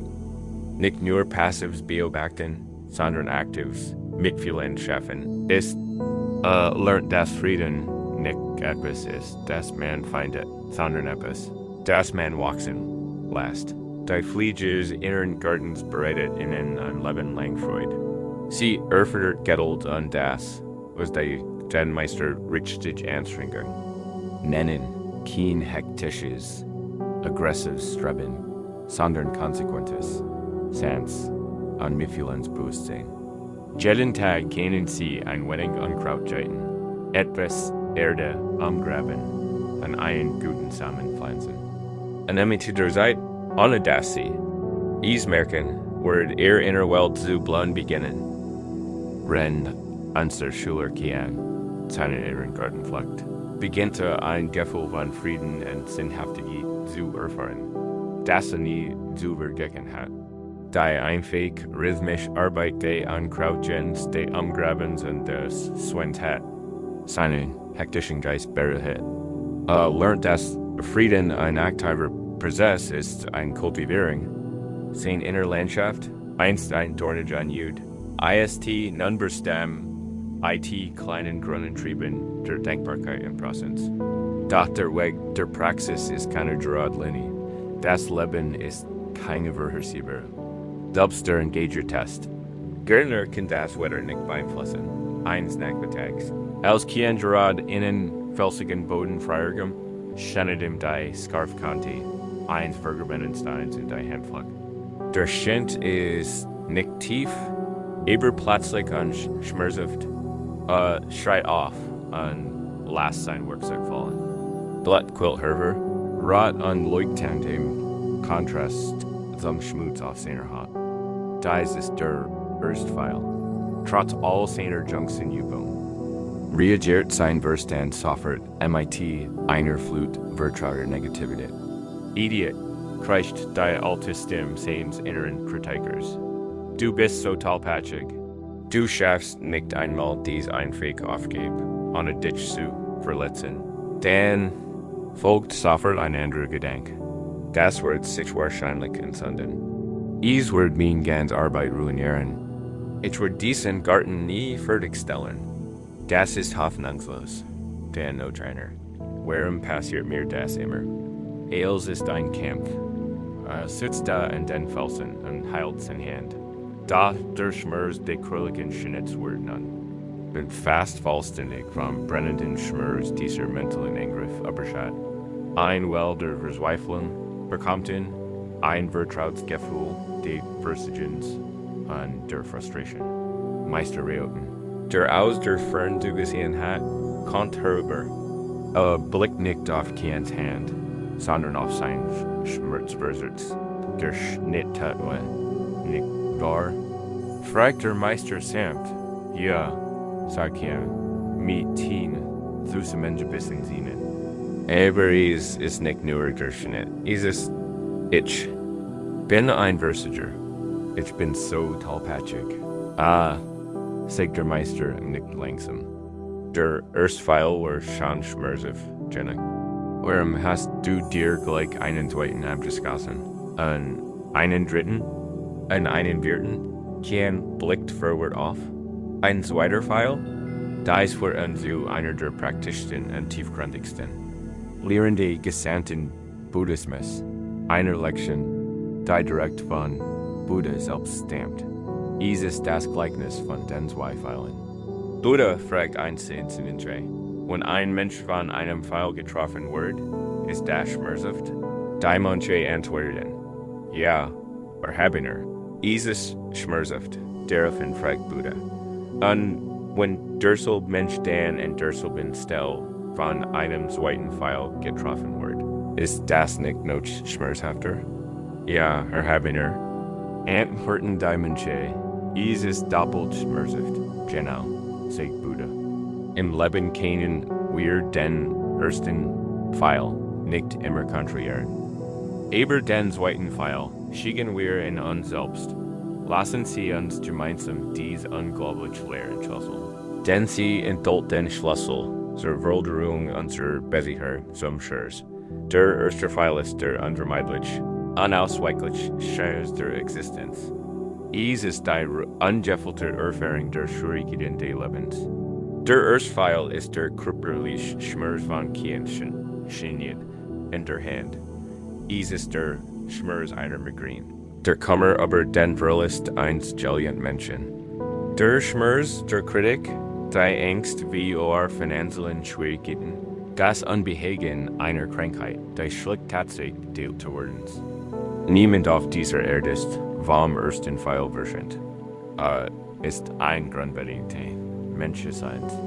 Sich ein Leben ohne Erstfeil zu wünschen, ist der Wunsch nach etwas Ungleichem. Dies ist ein Rezept für ständigen Couching.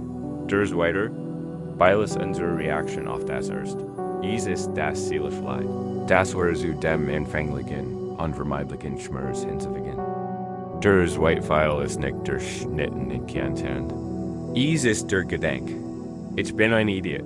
Durch Whitefile ist die Geschichte. Da wir uns selbst über den Schmerz erseln. Dies ist die Schuldzuweisung. Dies ist die Schuld, dass das passiert ist. Dies ist das Katastrophische. Das ist das Enderwelt. Dies ist das Selbstmitleid. Warum ist das Leben so ungerecht zu mir? Dies ist die Wort auf den Schmerz selbst. Ich hasse dieses Gefühl. Ich kann es nicht ertragen. All diese Reaktionen, das Urteil, die Angst, der Groll, das Grubbeln, sind Whitefile. Und sie sind die Pfeil, die den Großteil unseres Leidens verursachen. Der Erstpfeil ist Schmerz. Der Whitefile ist Leiden. Der Schmerz der ersten Pfeils ist oft scharf, aber vorübergehend.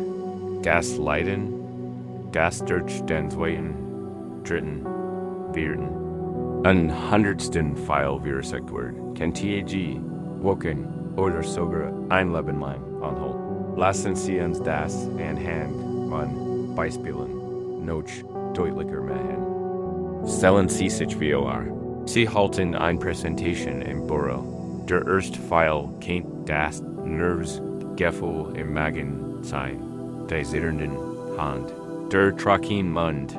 Das ist eine natürliche physiologische Reaktion. Der Whitefile sind die darauf folgenden Gedanken. Ich werde alles vergessen. Alle werden nicht für einen Hochstapler halten.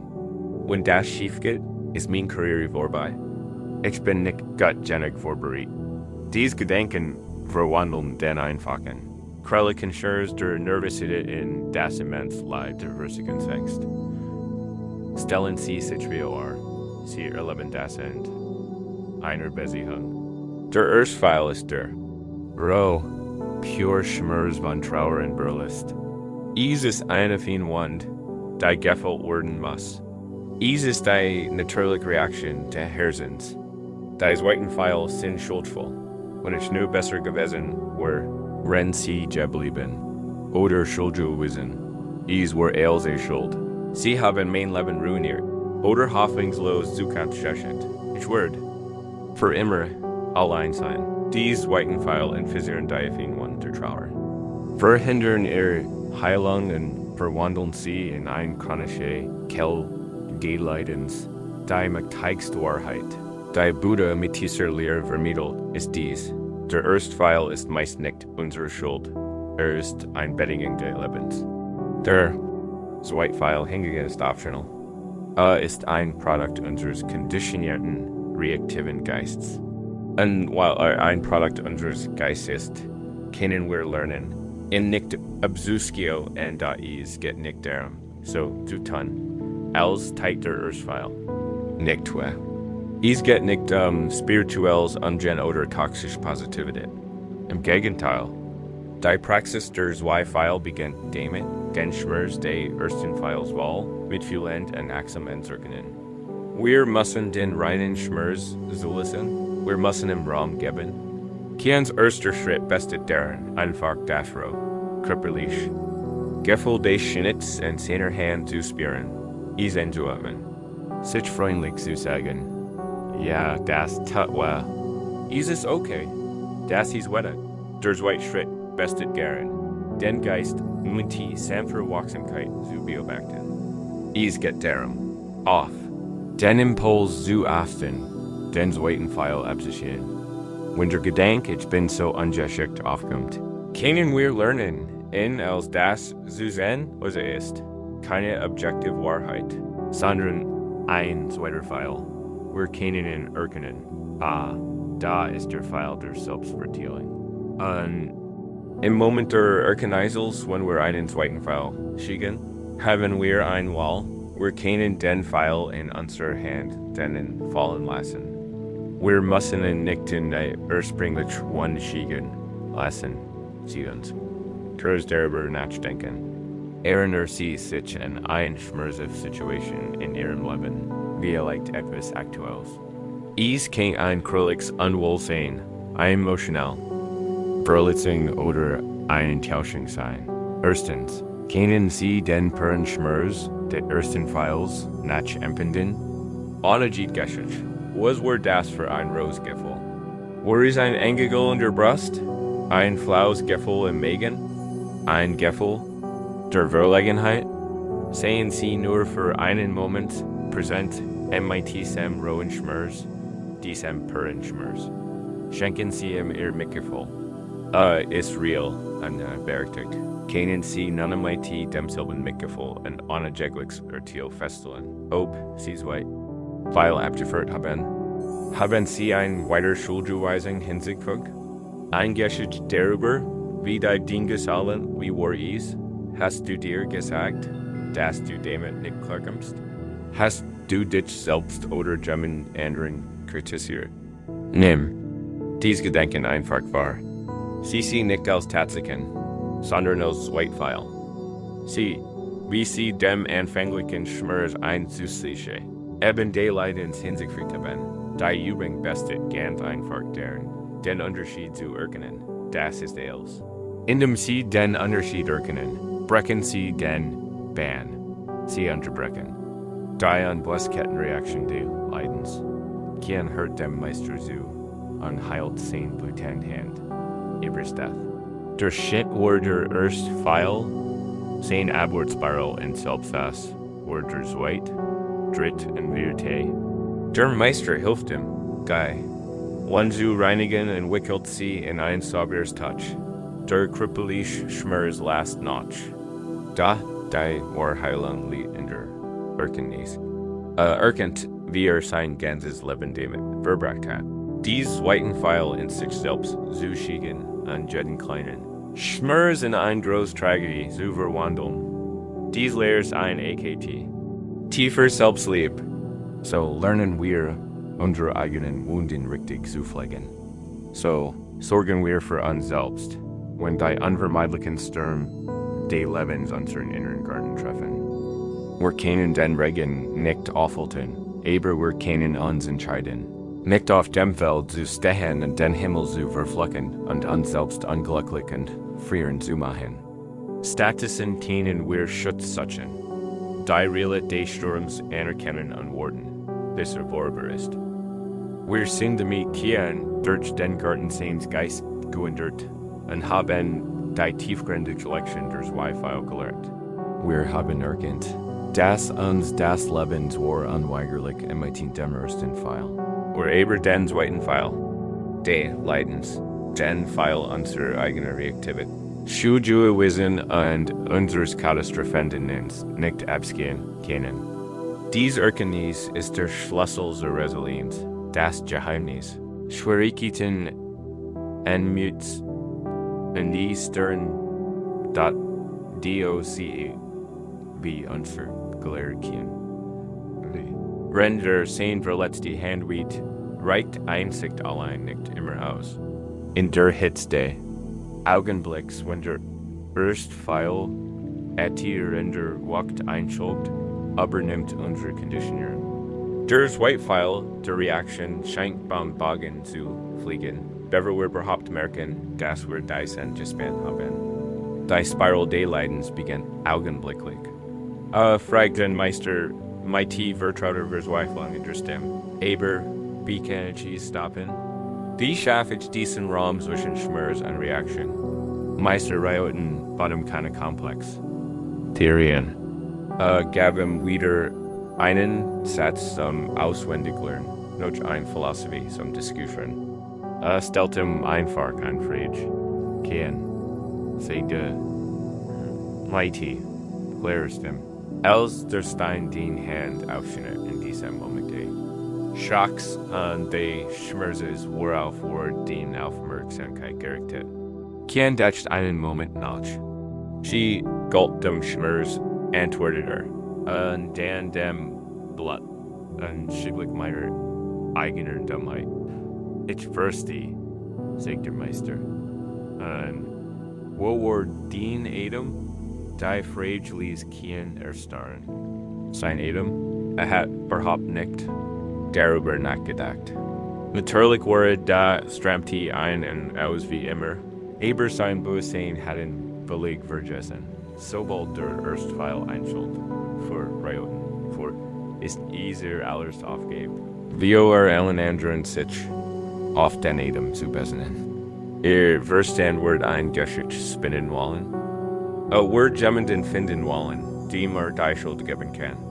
Word in Panik geraten wollen, folgen sie ihm nicht dorthin. Lassen sie den Verstand tun, was tut. Aber richten sie ihre Aufmerksamkeit als Hinterleben davon auf das. Einfach, körperlich Gefühl ihres Adams. Der Adam ist der unzerbrechliche Anker, der sie selbst im wildesten Sturm festhalten kann. Wenn sie denken, wenn sie sprechen, wenn sie reagieren, in sie, das ist die Übung. Lasst uns heute Abend diese Praxis in ihrer ganzen Voll erkennen. Lasst uns den Adam nicht nur als automatische Körperfunktion kennenlernen, sondern als unseren treuesten Freund, unseren weisesten Lehrer und unsere zuverlässige Zuflucht. Der Adam ist die Grundlage dieser gesamten Reise. Warum der Adam? Was macht diesen einfachen, bescheidenen Prozess so kraftvoll? Erstens, ist immer bei uns, von unser Geburt bis zu unserem Tod ist unser ständiger Begleiter. Sie müssen ihn nicht kaufen, sie müssen nicht reisen, ihn zu finden. Sie brauchen keine spezielle Ausrüstung, ihn zu erkennen. In jedem Moment der Chaos oder der in sie sind, ist ihr Anker bereits bei ihnen, dass sie WEI tens und am wichtigsten. Der Adam ist immer im gegenwärtigen Moment. Denken Sie darüber nach. Sie können keinen Atemzug nehmen, der in der Vergangenheit liegt. Sie können keinen Atemzug nehmen, der in der Zukunft liegt. Der Adam, den Sie fühlen im Augenblick, passiert Augenblick. Wenn Sie Ihre Aufmerksamkeit auf den Adam richten. Lassen Sie Ihr Bewusstsein sofort und vollständig aus den Kalenden. Wirken vergangene Ruhe in Zukunft in Verankern. Es dort, wo das Leben tatsächlich stattfindet. Im Hier und Jetzt. Der rasende Geist ernhört sich von Vergangenheit und Zukunft. Hunger im gegenwärtigen Moment. Der Adam ist das Tor zu diesem gegenwärtigen Moment. Drittens ist der Adam ein Bruch zwischen unserer inneren und Ihren Welt, zwischen Geist und Körper. Acht darauf, wie sich die Atmung MIT deiner Gefühlslage verändert. Wenn du ängstlich oder wütend bist, wird der Adam schnell, flach und hohl in der Brust. Wenn du ruhig und entspannt bist, wird der Adam natürlich langsamer. Tiefer und konzentriert sich auf den Bauch. Diese Verbindung funktioniert in beide Richtungen. Es kann sehr schwierig sein, einen rasenden Geist zu sagen. Es soll sich einfach beruhigen, aber davon lenken Sie Ihren Adam bewusst langsamer und tiefer. Dadurch senden Sie ein starkes und weiterlegendes Signal in Ihr Nervensystem. Die Gefahr ist worüber Sie sind in Sicherheit. Der Körper entspannt sich und der Geist, der mit dem Körper verbunden ist, folgt ganz natürlich diesem Beispiel. Lassen Sie uns nun in die direkte Erfahrung dieses Ankers eintauchen. Lassen Sie uns Wandertheorie zur Praxis übergehen. Immer Sie sind, in welcher Position Sie sich auch befinden, konzentrieren Sie sich einfach auf die Tatsache, dass Sie atmen. Sie müssen nichts ändern. Sie versuchen nicht auf eine besondere Art zu atmen. Sie nehmen einfach die Atmung wahr, die bereits stattfindet. Finden wir zunächst heraus, wo Sie den Atem am deutlichsten spüren. Manche spüren die Luft, die durch die Nase ein- und ausströmt. Ein Gefühl der Cool beim Einatmen und ein Leichtwurm beim Ausatmen. Andere spüren das sanft Heben und Senken des Brustkorbs. Ein subtles Ausstellen und Zusammenhang.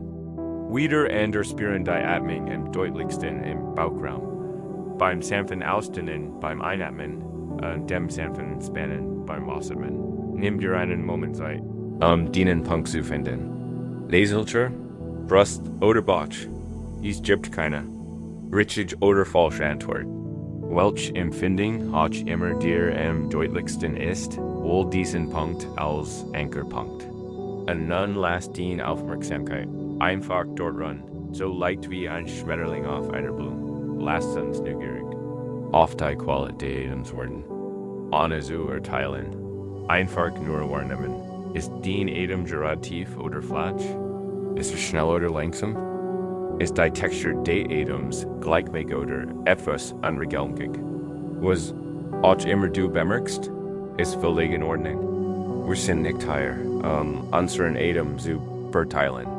Wir sind hier, in kennenzulernen. Sehen Natur in diesem Moment kennenzulernen. Sie uns nun die Gesamtreis eins einzelnen Atemzugs erkunden. Lassen Sie uns auf seiner Welt reiten. Konzentrieren Sie sich auf den Beginn des Einatmens. Spüren Sie den ersten Hauch von Luft und folgen Sie dem Gefühl, wie sie Ihr Lungen füllt. Reiten Sie auf dieser Welle deren Empfindung bis ganz nach oben. Und auf dem Höhepunkt der Einatmung, kurz bevor Sie zur Ausatmung wird, gibt es Pause, ein Moment der Stille. Achte darauf, ob du diesen Wendepunkt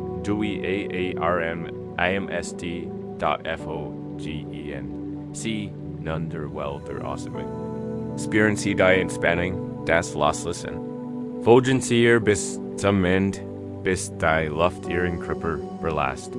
Spüren Sie, wie Ihr Körper mit dem Ausatmen weicher wird und sich entspannt. Und ganz unten beim Ausatmen, nachdem die Gesamtluft entwichen ist, folgt ein weiter Pause. Ein stilles, leeres Tal der Ruhe, wer die Weisheit des Körpers nach den Atemzug ruft. Dieses Tal ist ein Ort tiefer Ruhe, für sich deinem Bewusstsein zu erlauben. In dieser Pause für einen Moment zur Ruhe zu kommen. Dort lass uns das ein paar Sekunden lang still fortsetzen. Nur du in den Atem, folgst dir. Well, einatmen, Pause, ausatmen, Pause dort lassen Sie uns nun die Metaphor des vollständig in die Praxis integrieren. Wenn Sie Ihre Aufmerksamkeit auf diesen Atemzyklus richten, werden Ihre Gedanken unweigerlich abschweifen. Geisteskeinfälle, ist einfach das, was der Geist tut. Ein Gedanke in die Vergangenheit wird auftauchen, ein Plan für morgen, ein Durchgang im Raum, ein Gefühl der Unruhe. Stellen Sie sich das wie Strömungen im Meer vor, diversiken. Ihr Schiff von seinem Ankerplatz zu. Der Moment, in dem du merkst, dass die Gedanken abgeschweift sind, ist ein Moment der Achtsamkeit. In diesem Moment besteht kein Grund für Frustration oder Selbstkritik. Das war ein zweiter Fall. Stattdessen nimmst du einfach, wo du warst. Ich habe nachgedacht und spürst dann das Sanftziehen des Ankers aus. Und sanft und behutsam lenkst du die Aufmerksamkeit zurück zum Anker, zurück zum einfachen, fröhlichen Gefühl des Atems in deinem Körper.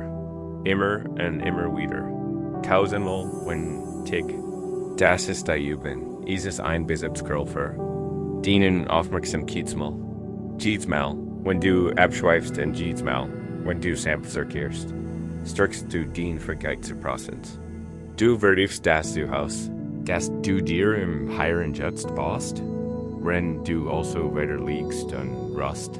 Lass den Atem den ständiger Begleiter sein. Lass ihn der sanfte, rhythmische Soundtrack dieser inneren Reise sein. Spür, wie du mit Jedem Einatmen die Aufmerksamkeit sammelst und sie nach Hause bringst. Spür, wie du mit Jedem Ausatmen loslässt, Spannungen auflöst, tiefer in deine Spannung sinkst. Beim Einatmen weiß ich, dass ich einatmen. Beim Ausatmen weiß ich, dass ich aus mir datiert. AEC Einfig Übung nimmt kein Mighty in seinen Garten. When der ersten Pfeil der Frustration spurt, when sich ein Unkraut nicht rührt, besinnt sich wieder auf seinen Atem. When den ersten Pfeil der Muddiget unter der Haien Sand spurt, besinnt sich wieder auf seinen Atem. Der Atem. Words Gustin Boden, auf demmer Ales ander, was gelernt hat, üben kann. Ist der Faden, der Ali anderen Perlen der Weisheit zusammenhol. An Nachdem wir diesen unzerbrechlichen Anker der Stabilität in uns selbst haben, sind wir bereit, uns einer der hartnäckigsten und turbulentesten Gewohnheiten unseres Geistes zu widmen, dem ständigen Urteilen. MIT dem als grundlich können wir nun ein zeitlos Geschichte erforschen, die uns lehrt, wie wir inmitten der unvorhersehbaren hinein Tiefen des Lebens Frieden finden.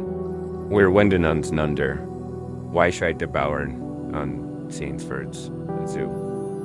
MIT dem Atem als unserem festen Anker haben wir einen Zufluchter wie den Stürmen der Reykjavik gefunden.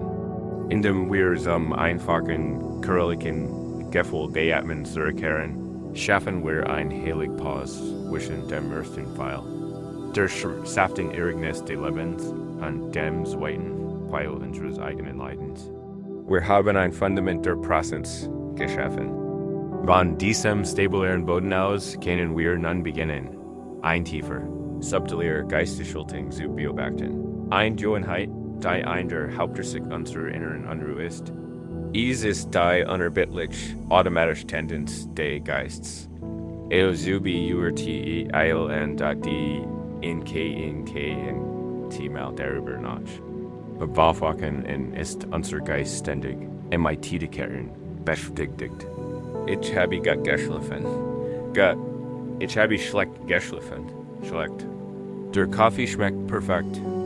Gott. Der Verkehr ist schrecklich. Schlecht. Das ist ein angenehmes Gefühl. Das ist ein nervös Person. Das ist eine wunderbare Gelegenheit. Das ist ein furchtbares Problem. Wir verbringen den ganzen Tag in einer Achterbahnfahrt. Aus Anhaftung und Abneigung. Klammern uns in das, was wir als Gott bezeichnen, und schieben das, was wir als schlecht bezeichnen, weg. Dies ist ständig beurteilen. Dies ist in bloß Kommentaren, einen Zustand ständiger geistiger Reibung und Unbehagen. Wir kommen nie wirklich zur Ruhe, weil wir ständig versuchen, die Realität unseren Wünschen und Ziel passen dort Zen und Zen-Schwestertradien. Der Taoismus bietet einen radikal anderen Ansatz. Dieser Ansatz entspringt tiefer Weisheit und Demut. Dies ist der Weg der Gelassenheit. Diesen Weg zu erkennen, wenden wir uns einer zeitlosen und beliebten Geschichte zu. Dies ist die Geschichte eines alten Bauern Sehenswürds. Lassen Sie die Geschichte beim durch analytischen Verstand undirekt zu einem tieferen, weiseren Teil von Ihnen in einem kleinen, abgelegenen Dorf im alten China lebt ein weißer alter Bauer, bestes Wenig Eber. Reich in Ruhe, sein Wortbolster materieller Besitz war ein Schanz, Starkswert, MIT Seinfelder Flut. Eines Tages blieb das Tor zu seinem Furch offen, und das Furt lief davon und verschwand in der wilden Berglandschaft. Bald kamen alle Nachbarn der Bauern zu seinem Haus, in zu Tristan. Oh, was für ein Pech, sagten sie und schüttelten mitleidig den Kopf. Den einziges Furt ist weg. Wie sollst du jemals den Felder pflügen? Das ist eine Katastrophe. Der alte Bauer hört einfach zu, lächelte freundlich und antwortet. Glück? Pech? More ways? Die Nachbarn gingen weg und murmelten untereinander, dass der alte Mann wir Kummer wohl entschuldigten Verstand verloren, eine Woche später geschah etwas Seltsames. Das für der Bauern kam zurück, und es war nicht allein. Ein Herd von 12 prächtigen Wildpferden hat sich eingeschlossen, und folgt dem Biss in den Furcht der Bauern. Plötzlich besses der Armeebauer dreisen Ferd, als die Nachbarn. Die Nachbarn rannten sie zu seinem Haus zurück. Diesmal strahlten sie voller Freude. Was für ein unglaubliches Glück, riefen sie. Du hast ein Ferd verloren und jetzt hast du dreisen. Du bist ein reicher Mann. Das ist ein wahrer Segen des Himmels. Der alte Bauer betrachtete die prächtigen Tier, lächelte sein Sans Lächeln und antwortete, Glück, Peck, or Weis? Die Nachbarn gingen verblüfft weg und schüttelten den Kopf über sein seltsam Weigrum. Sein Glück zu FEIE Arendach der folgenden Woche beschloss der einzig Sande Bauern, eins der wilden Ferds zu tun. Das Ferd war stark und ungesämt, und warf den jungen Mann zu Boden. Der Sturz war schlimm, und der Sohn brach sich merrier Bein. Konnte viel, monatelang nicht laufen. Wieder einmal erreichte die Prozession der Nachbarn das Tor der Bauern. Ihr Gesichter war mitgefallen. Oh, was für ein schreckliches Peck, riefen sie. Ihr Sohn ist schwer verletzt. Ist ihr einzig Hilfe, und jetzt ist er handlungsunfähig. Das ist wahrlich ein Flutsch. Der alte Bauer, der im Bett sein Sohn sah sie an. Lächelte sein ruhiges, unerschütterliches Lächeln und sagte, Glück, Peck, or Weis? Wenig Wochen später marschierte die Armee des Kaisers in das Dorf ein. In einer entfernten Provinz war Krieg ausgebrochen, und die General rekrutierten jeden wehrfähigen Jungen Mann für den Einsatz an der Front. Die Burlbenchen waren bekannte mit der Regierung. Die Soldaten zogen von Haus zu Haus und nahmen die Schane ihrer Familie. Als sie zum Haus der alten Bauern kamen, sahen sie dessen Sohn mit einem schwer gebrochenen Bein im Bett liegen. Sie warfen einen Blick darauf, erklärten ihn für dienstunfähigen Zogen weiter. Sein Leben blieb verscheint, und die Nachbarn hatten ihn natürlich Verständnis. Diese Geschichte ist ein wirksam Medizin für den kritischen Verstand, die Weisheit. Die Bauern beruht nicht auf Apathie oder Pessimismus. Sie entspringt einem tiefen Verständnis der Realität. Versteht, dass das Leben ein riesiges, vernetztes Netz ist, und dass wir aus unserer begrenzten Perspektive immer nur einen winzigen Teil davon erkennen. Wir sind ein reines und beeilen uns, als Ziel, als Gott oder schlecht zu bezeichnen. Der Bauer weiß, dass jedes reines kein Ziel ist, sondern ein Term, die zu einem weiteren reines Fort, in einer Kette von Ursache. Und working, die so komplex ist, dass wir sie nicht vollständig begreifen können. Sein Refrain, Glück, or Weis, ist kein Zeichen von Unwissenheit. Es ist ein Ausdruck tiefer Demut. Es ist das Eingeständnis, das nicht über genügend Informationen verfolgt, sich ein endgültiges Urteil zu bilden. In diesem Nichtwissen liegt eine immense Freiheit.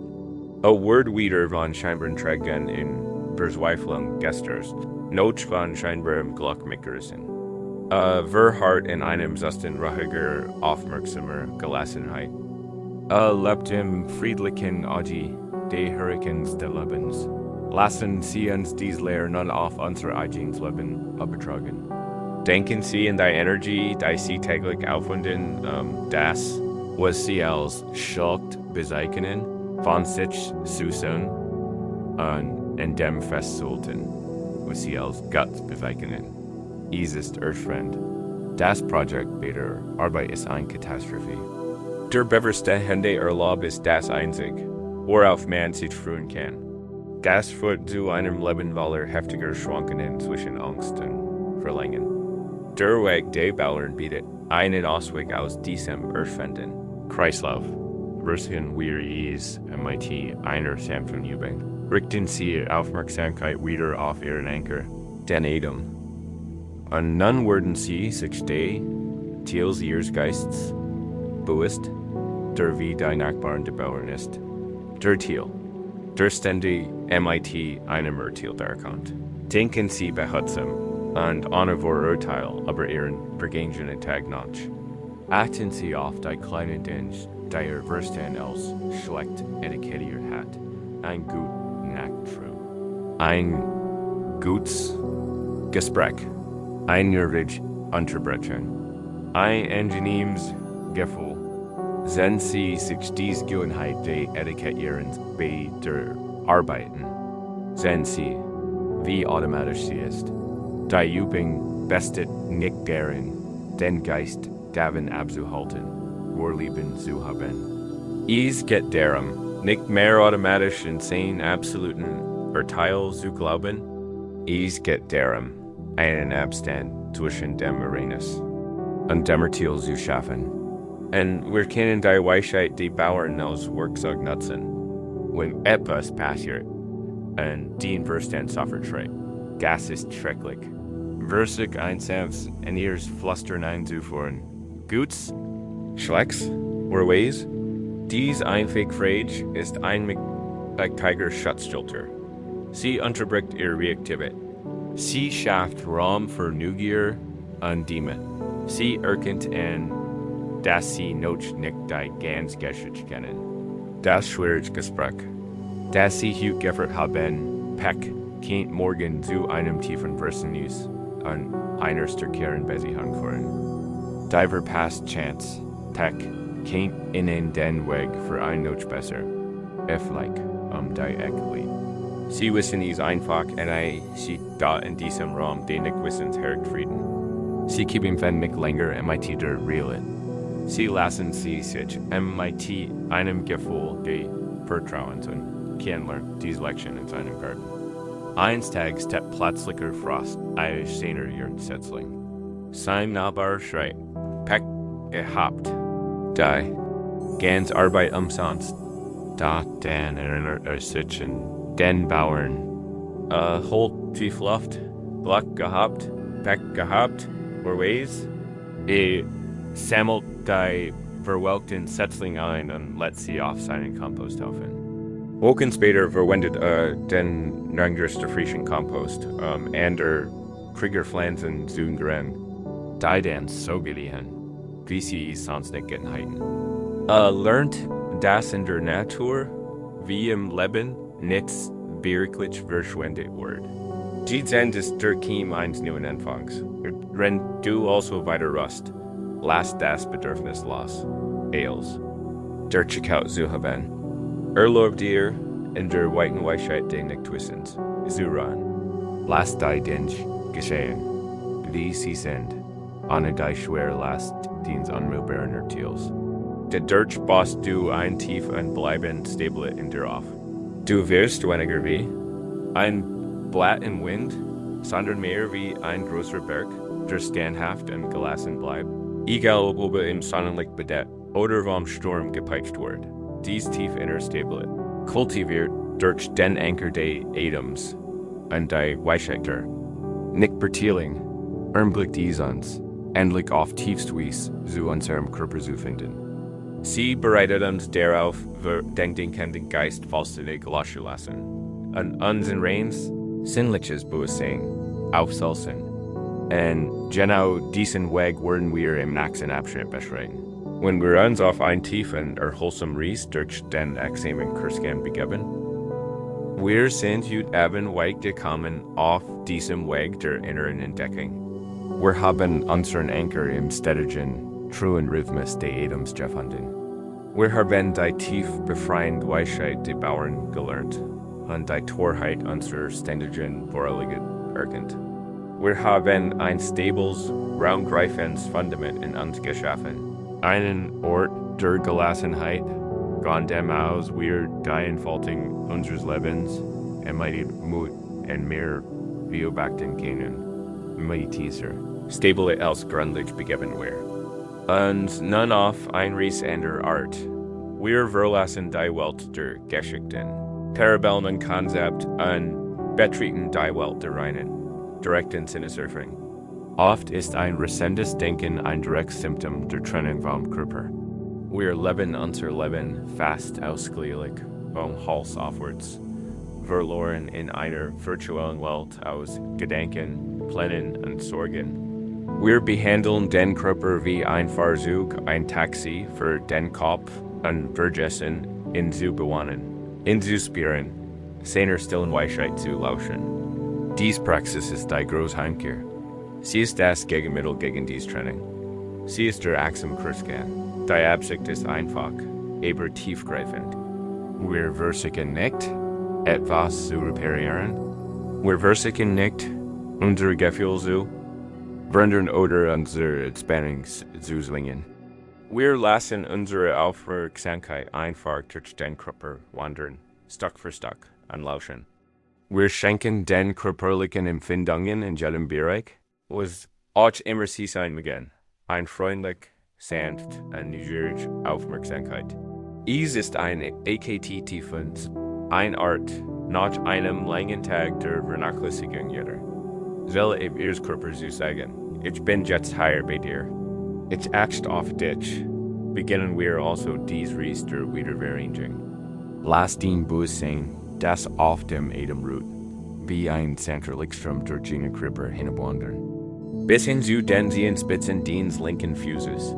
Konzentrieren Sie sich voll und ganz auf Ihren linken großen Zeh. Spüren Sie ihn? Vielleicht spüren Sie ein Gefühl von warm oder cool. Vielleicht spüren Sie ein leichtes Kribbeln oder den Druck einer Decke oder Sack. Vielleicht spüren Sie auch gar nichts. Eine Art Taubheit, was auch immer das, oder nicht, es ist völlig in Ordnung. Wenn Sie nichts spüren, nehmen Sie einfach die Wesenheit des Gefühls wahr. Auch das ist eine Form der Beobachtung. Erlaub nun deinem Bewusstsein, sich zu weiten und alle Zen des linken Fußes einzuschlägen. Halt sie alle in sanfter, vorsorglicher Aufmerksamkeit. Lass diese Aufmerksamkeit dann in die Soul des linken Fußes sickern. Ein Bereich, der Hut so hart für dich gearbeitet hat. Acht auf das Vogel, den Verballen, die Vers. Wo sie den Boden unter dir berührt. Nur fühlen. Keiner Ziel, keine Geschichte. Richten Sie nun dieselbe sanft, neugierige Aufmerksamkeit auf Ihren rechten Fuß. Beginnen Sie mit den Zen. Spüren Sie den rechten großen Zeh und den alle Zen zusammen. Erweitern Sie dann Ihre Aufmerksamkeit auf den gesamten rechten Fuß, sowohl verrocken und natural.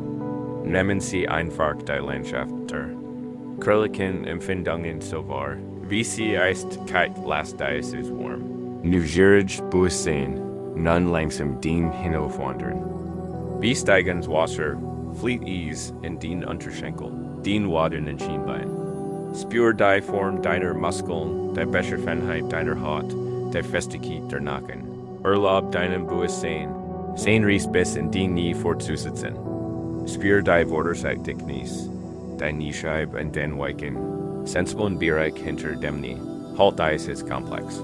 Lebenswichtig Gelenk in einer freundlichen, empfänglichen Achtsamkeit. Und nun lass die Aufmerksamkeit nach oben in die großen, kristigen Muskeln deiner Oberschenkel fließen, sowohl als auch hinten. Sie gehören zu den großen Muskeln des Körpers. Spür Gewicht, dicht. Spür, wie sie ihr Gewicht vollständig in die Oberfläche abgeben, die sie stützt. Lass sie weich sein. Lass sie schwer sein. Lenk die Aufmerksamkeit. Nun auf den Bereich deiner Hüften, des Beckens und des Gesäßes. Spür die feste Nackenstruktur higher. Spür die Berührungspunkt, den Druck, das Gewicht des Körpers, der higher ruht. Geist ist die Schale des physischen Wesens. Und du kannst zulassen, dass sie schwer, geerdet und vollkommen ruhig ist, von dieser Gierden. Basis aus lässt du den Fluss des Bewusstseins in deinen Oberkörper fließen. Suchst in deinen Bauch, richt die Aufmerksamkeit auf deinen Bauch. Spür das sanft, rhythmisch heben und senken mit jedem Atemzug. Ein weicher Bauch ist ein entspannter Bauch. Lass alle Spannungen los, die du hier möglicherweise feststellst. Lass diesen Bereich weich und empfänglich sein. Lass nun den Bewusstsein nach oben in den Brust wandern. Spür die sanfte Ausdehnung des Brustkorbs beim Einatmen und die subtle Entspannung beim Atmen. Die Alex burst du tief in deiner Brust, den gleichmäßigen, truen, rhythmischen Schlag, deines eigenen Herzens. Spür diesen sanften Rhythmus, den Herzschlag des Lebens selbst. MIT einem Gefühl stiller Dankbarkeit. Richten Sie Ihre Aufmerksamkeit nun auf Ihren gesamten Rücken. Beim unteren Rücken, dessen Sanftrundung Sie spüren, aber damit bis hin zum oberen Rücken und den Schulterblättern. Spüren Sie die Weight Ihres Rückens.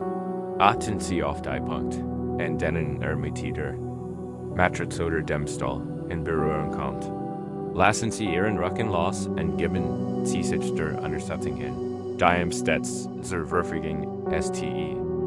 T-Dot, lasst dies well Axmer Aufmerksamkeit, nun gleichzeitig durch beide Arme fließen. Von den Schultern über die Oberarm, die Obligen. Die Unterarm bis hinunter den Hand. Die Hand haben heute so viel geleistet. Jetzt können sie einfach sein. Spür den Handflächen, sind sie warm? Kalt? Kribbeln sie? Spür den Handrücken. Und dann lenkt die Aufmerksamkeit. Auf jeden Finger, einen Nord dem anderen, und spüren von innen heraus. Lasst den Handschuh schlaff und erfüllt von Stiller. Lebendiger Ruhe sein. Lenken Sie Ihre Aufmerksamkeit nun sanft hinauf zu Ihrem Nacken und Hals. Ein Bereich, in dem wir oft Verspannungen haben. Lassen Sie die Nackenmuskulatur locker. Gamet sich Ihr Kopf schwer und vollständig gestützt entfüllt. Und nun lasst die Aufmerksamkeit den Gesicht wie ein Wax. Warmes Touch durchströmen. Lenkt die Aufmerksamkeit auf den Kiefer. Lassen locker und entspannt sein. Spür den Lippen, wie sie sanft ruhen. Den Sanft, wie sie sanft im Mundboden ruht. Lasst die Aufmerksamkeit den Wangen und den Nase erfüllen und spür. Die Luft in den Nasenschirn. Lenkt die Aufmerksamkeit auf die Augen und lasst sie tief in ihren hellen ruhen. Spür den Raum zwischen den Augenbrauen, weichen offen. Und spür den Stirn, glatt und ruhig. Lassen Sie Ihre Aufmerksamkeit schicklich ganz oben auf Ihrem Kopf, auf Ihrem Scheitel zur Ruhe kommen.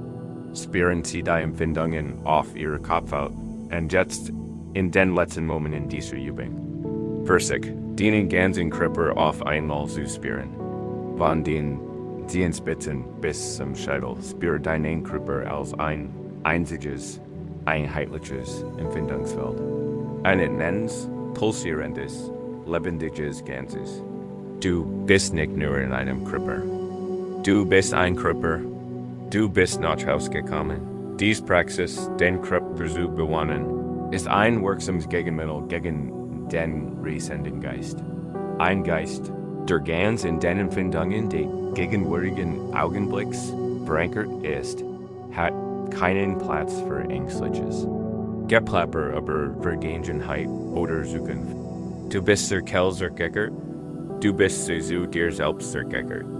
Und von diesem tief verwurzelten Ohr aus können wir die Natur unserer Erfahrung MIT noch größer Klarheit betrachten. Wir können beginnen, das große Gesetz der Vergänglichkeit wirklich zu verstehen.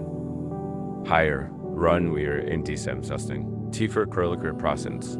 Der durch den Perskan kultiviert wurde und sind perfekt bereit für unser nächstes großes Erkenntnis.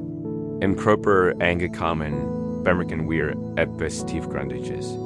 Wir bemerken, dass die Empfindungslandschaft nicht statisch ist. Ein warmes Gefühl in der Hand weicht einem subtilen Kribbeln. Ein Jucken entsteht und vergeht wieder. Das Gefühl des Atems ist ein ständiger rhythmischer Tanz von Ausdehnung und Entspannung. Jetzt bleibt's dahin. Von diesem tief verkörperten Ort aus können wir nun unsere Aufmerksamkeit dem Fluss unseres Geistes zuwenden und dort dieselbe Wahrheit reflektiert sein. Ein Erinnerung taucht ungebeten auf und älteres sich dann auf. Ein Plan für morgen taucht auf und wird dann von einem Durchgang von Auen ersetzt. Freude, Trauer, Frieden, Unruhe, sie alle kommen, sie alle bleiben einmal. essentially. Gehen. Dies ist direkt zu sein, der sich ständig verändernde Natur. Unsere Erfahrung ist der Zugang zum Versinnis, einer der grundlegendsten Lehren des Buddhismus. Der Lehre von Eine, der Vergänglichkeit, deren wir zu unserem Schüler. Kein Zurück. Wir woken sind seit seiner Ankunft auf dem Berg vergangen. Ist nicht mehr der Verzweifeltsucher, der den Pfad zuerst erklommen hat. Sein Arbeit im Garten, sein Atemübungen und Weisheit. Einige der Meister haben ein ruhig Prozess in ihm entwickelt. Eins Nachmittags sitzt der Schweigen neben Ryoden. Auf einem Felsvorsprung. Meint tief, Blick über das Tal. Der Himmel ist strahlend blau, und ein paar einzelne Wieswolken ziehen tragisch darüber. Lange Zeit spricht keiner von beiden.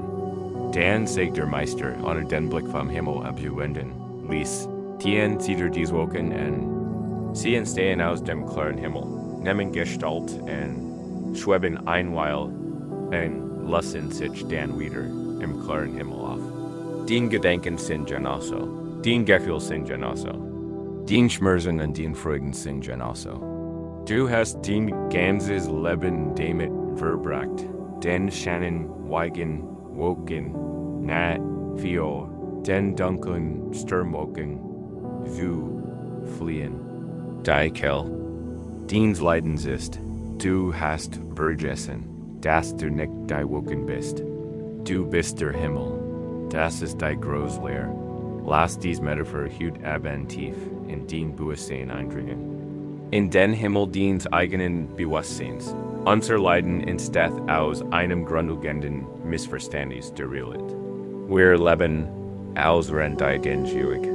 Wenn wir einen Moment der Freude oder des Vergnügens erleben, einen wunderschönen Sonnenuntergang, ein Liebeumarmung, einen Moment des Erfolgs, klammern wir uns daran. Wir versuchen, ihn zu ergreifen, festzuhalten und für immer festzuhalten. Dieses Klammern, dieser Widerstand gegen das Niedergesetz der Wilderung, versucht ein tief. Subtle Spanning in unserem Wesen. Wir haben Angst vor dem Ende. Und können in deshalb nicht einmal in Wollen zu genehmigen.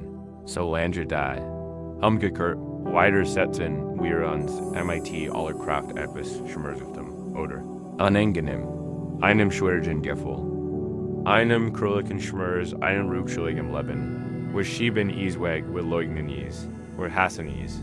Wir glauben, dies dunkel Wolk soll nicht in unserem Himmel hängen.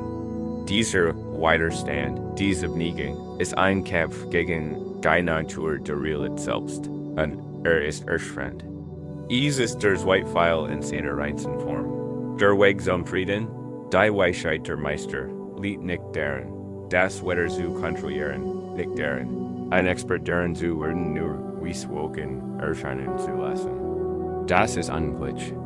Der Weg zum Frieden liegt in der Erkenntnis, dass du der Himmel bist. Lass uns gemeinsam diese Übung beginnen. Ich lade euch ein, dieses Bild jetzt vor Augen zu führen. Seht ihre eigenes Bewusstsein als einen weiten, offenen, grenzenlosen Himmel. Ist grenzenlos und erstreckt sich in alle Richtungen. Sein natürlicher Zustand ist von strahlender Klarheit und tiefem Frieden geprägt. Ist unberührt, unbefleckt und völlig frei.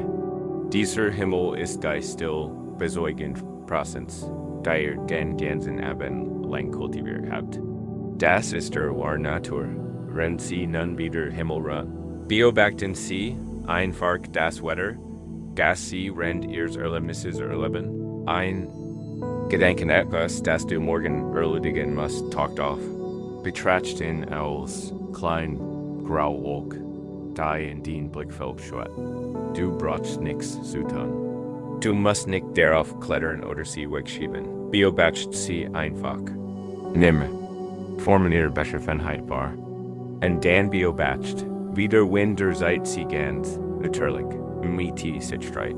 Bis sie sich am anderen Ende des Himmels auflässt und das klar, friedlich blau frieget, das immer der war, selbst als die Wolke ist verdeckt, ein Gefühl von Traurigkeit oder Einsamkeit kann aufkommen. Betracht dies als ein schwer, dunkel Region woke, hab keine Angst davor. Wie der Himmel bist du groß genug, selbst den größten Stürmen standhalten. Der Sturm kann dem Himmel nichts anhaben, ist nur ein vorübergehendes Ereignis. Lass die Wolke sein. Lass in Regen fallen, wenn es sein muss. Und wiss, dass sie sich wie alle Wolken irgendwann erschaffen und weitersehen wird, so dass es der Himmel klare Realität die Erinnerung in einen glücklichen Moment kennt auftauchen. Betracht sie als ein wunderschön Sonnenbächen, flauschig Wieswolk, Jenny ihre Schönheit, bad in ihrem Licht, überversig nicht, sie festhalten, oder sie von ihrer Ries durch den Himmel abzuhalten. Danke ihr für ihren Bessig und lass sie gehen, und ihr festhalten bedeutet, unter ihrer unweigerlichen Veränderung will ID und Diese ist die Praxis der Nicht-Identification. Ich bin nicht dieser Gedanke. Ich bin nicht dieses Gefühl. Ich bin nicht diese Empfindung. Ich bin das Bewusstsein, in dem all dies Dinge erscheinen und verschwinden. Dies Erkenntnis ist die ultimative Befreiung. Sie bedeutet, dass, egal was in IHREM Leben passiert, egal wie turbulent das Wetter ihrer Erfahrung ist, der Kern ihres Wesens, der Himmel ihres Bewusstseins, unberührt, friedlich und unversehrt bleibt. Wenn sie sich selbst als Himmel erkennen, haben sie keine Angst mehr vor dem Wetter. Kein beobachtet MIT dem Meister die Wolken und versteht endlich. Sein rasendes Denken unter dem Lied war einfach ein seit sehr schnellen, sehr stürmischen Wetters. Hat geglaubt, heger Sturm. Jetzt erkenne, dass immer der ruhigste Stillhimmel war. Der den Sturm beobachte, das verandert alles. Kann die Wolken seines Geistes kommen und gehen lassen, ohne sie persönlich zu nehmen, ohne zu glauben, dass sie die ultimative Realität sind, wenn du hier weiter ruhst, verweil in diesem himmelsgleichen Bewusstsein. Lass die Wolken deiner inneren Welt vorbeisehen. Ein Gedenk, ein Gefühl, ein Gergasch. Lass sie kommen, lass sie sein. Lass sie gehen. Erkenne dich selbst als den weiten, offenen, friedlichen Raum, der als Leben ermöglicht. In dieser Erkenntnis liegt ein tiefer und unerschütterlicher Frieden. Und von diesem Ort der Weht aus können wir uns nun einer der hartnäckigsten und schwierigsten Gewitterwolken zuwenden, denen wir alle ausgesetzt sind, der nörgelnden Stimme der inneren Kritikers. Wir verweilen wie der Himmel und beobachten, wie die Wolken unserer Erfahrung kommen und gehen. Durch die Weisheit der Vergänglichkeit haben wir erkannt, dass kein Gedanke, kein Gefühl, keine Empfindung von Dauer ist. Sie alle entstehen und vergehen. Das gibt uns ein tiefes Gefühl von Weht und Freiheit. Und da, wenn wir unser inneres Wetter beobachten, bemerken manche von uns wie das bestem Wolken immer wiederkehren. Es gibt bestem Sturmsystem, die uns überfolgen. Scheinen und uns hartnäckig und vertraut erscheinen.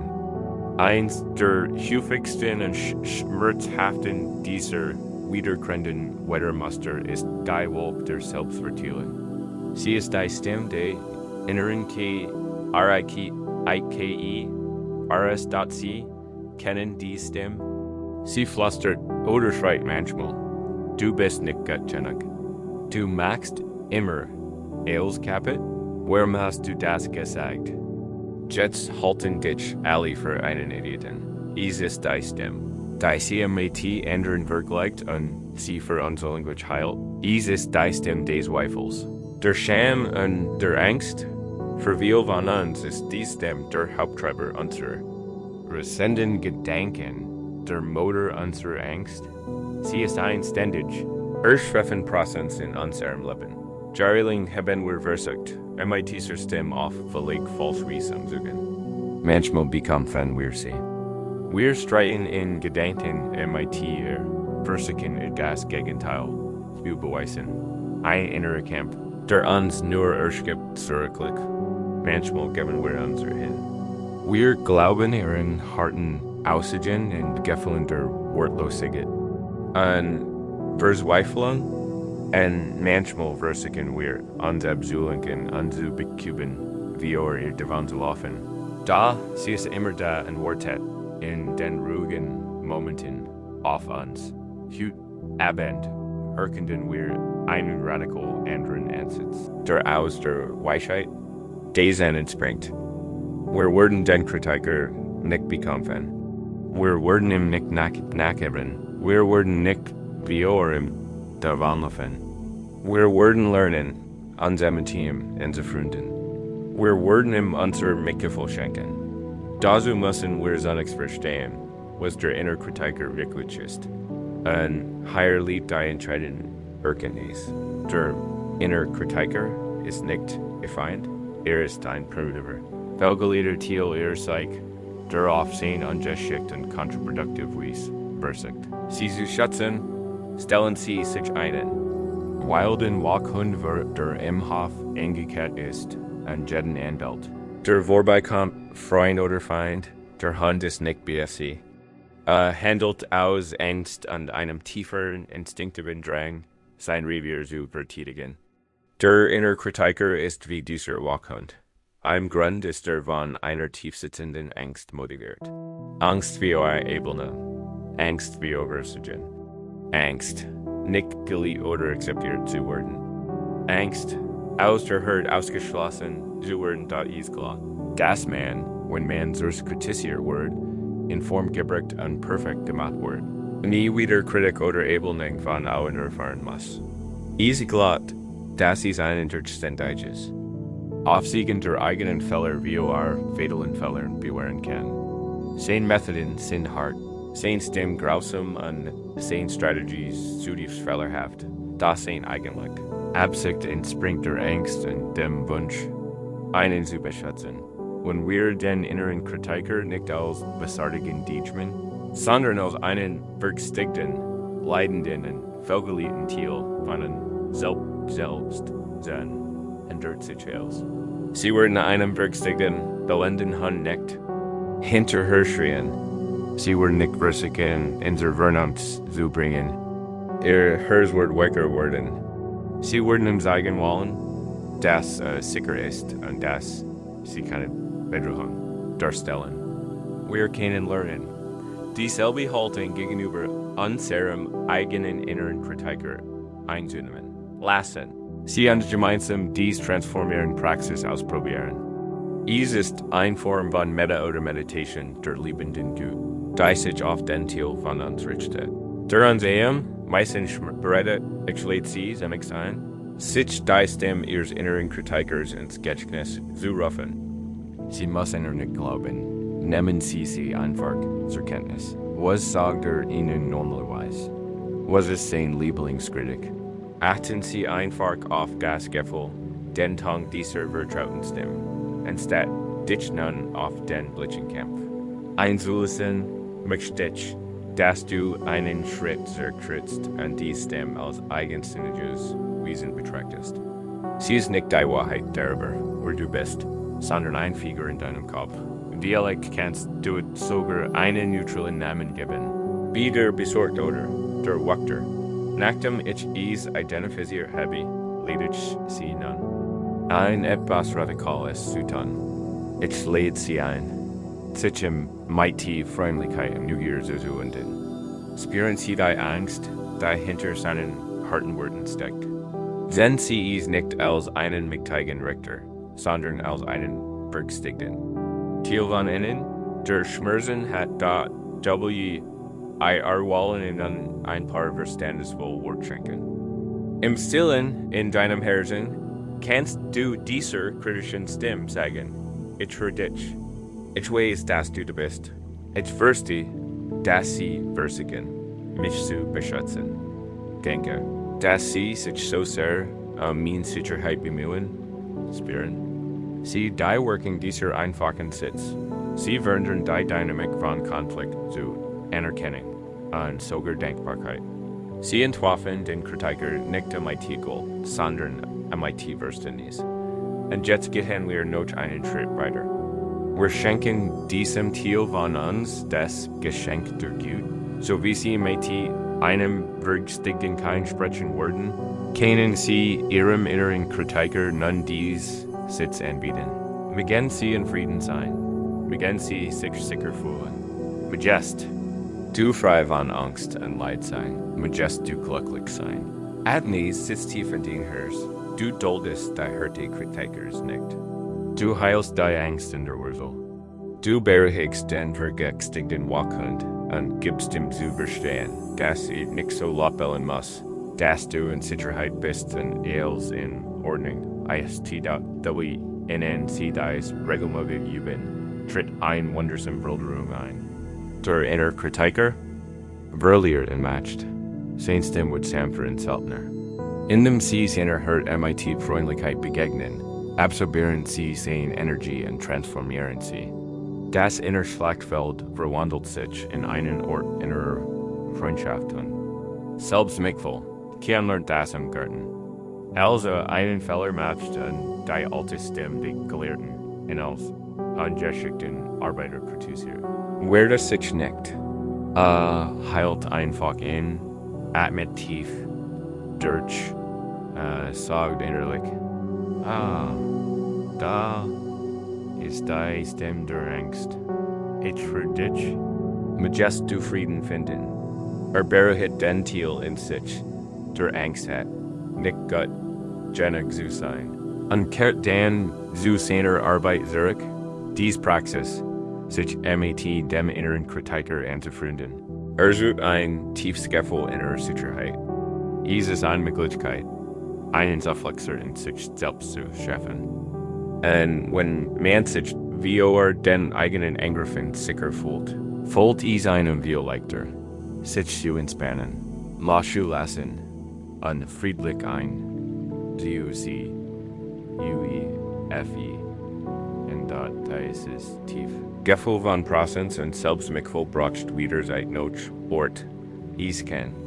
In den einfachsten, jünglichsten Momenten unseres Lebens, jeffenden Worten wir nur wissen, wie wir aufmerksam sind. Und genau das werden wir als nächstes erkennen, wenn wir uns mit dem Meister auf ein Taste treffen. Wir haben heute Abend ein großartiges Reis unternommen.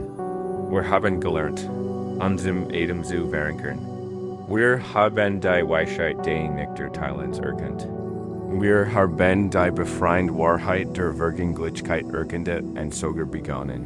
Und mit unserem inneren Kritiker anzufreunden. Wir haben einen Schatz in Weisheit gesammelt, kraftvoll Werkzeug, den rasenden Geist zu beruhigen. Das stellt sich die Frage, wie integrieren wir all das in unser Leben? Wie bringen wir dies tiefgreifenden Gefühlserlebnis in unser tägliches Leben? Die Zen-Meister haben ein Weg, aber wunderbare Antwort. Sie lehren, dass Erlichtung, Frieden und Weisheit nicht in einem fernen, zukünftigen Zustand zu finden sind. Sie finden sich genau hier und jetzt, im Refuge dieses Augenblicks. Wir oben MIT den allglücklichsten Aktivitäten. Unsere Geschichte von Kian und dem Meister Erik Nunneren Höhepunkt. Nach vielen Wochen der Übung, der Beobachtung Seins, Geist der Gartenarbeit und der Beleg neuen Selbsterkenntnis, verspürt Kian ein Still, die nie zu überdecken hat. Eines Nachmittags winkt ihm der Meister wortlos sich zu setzen. Went wieder Cones, Noch Parabellen. Sagt lediglich, Hü trinken wir Tee. Der Meister beginnt langsam. Beschäftigt an MIT ermutiger Aufmerksamkeit, den Tee zu bereiten. Kann beobachtet und merkt, wie seine Gedanken langsamer werden und sich den Bügeln den Meisters anpassen. Bemerkt das Gergusch, das in den Kessel gegessen wird. Lauscht dem Zischen des Führers und dem langsam Entschwellenden. Summon des Wassers, das Heißwort. Beobachtet, wie der Meister die Dunklen. Duftenden Tieblätter in Einklein Tonkan Abmist, der Meister gießt das Heißwasser über die Blätter. Ein aromatischer Dampf, Reich en Erde en Krudern, steht zwischen ihnen auf. Kein Atmet, in ein. Anschließend gießt der Meister den Tee in zwei Einwegtassen. Ein Davon reicht Kien. Als Kien die Tasse nimmt, richtet sein Neujuning Aufmerksamkeit ganz bewusst auf dies Einweghändler. Spürt die Wurm der Keramik. In seinen Händen ein angenehm erdende Wurm, betrachtet die Farbe des Tees. Ein tiefster Scheins Bernstein. Beobachtet, wie die winzigen Dampfschweden tanzen und in der Luft verschwinden.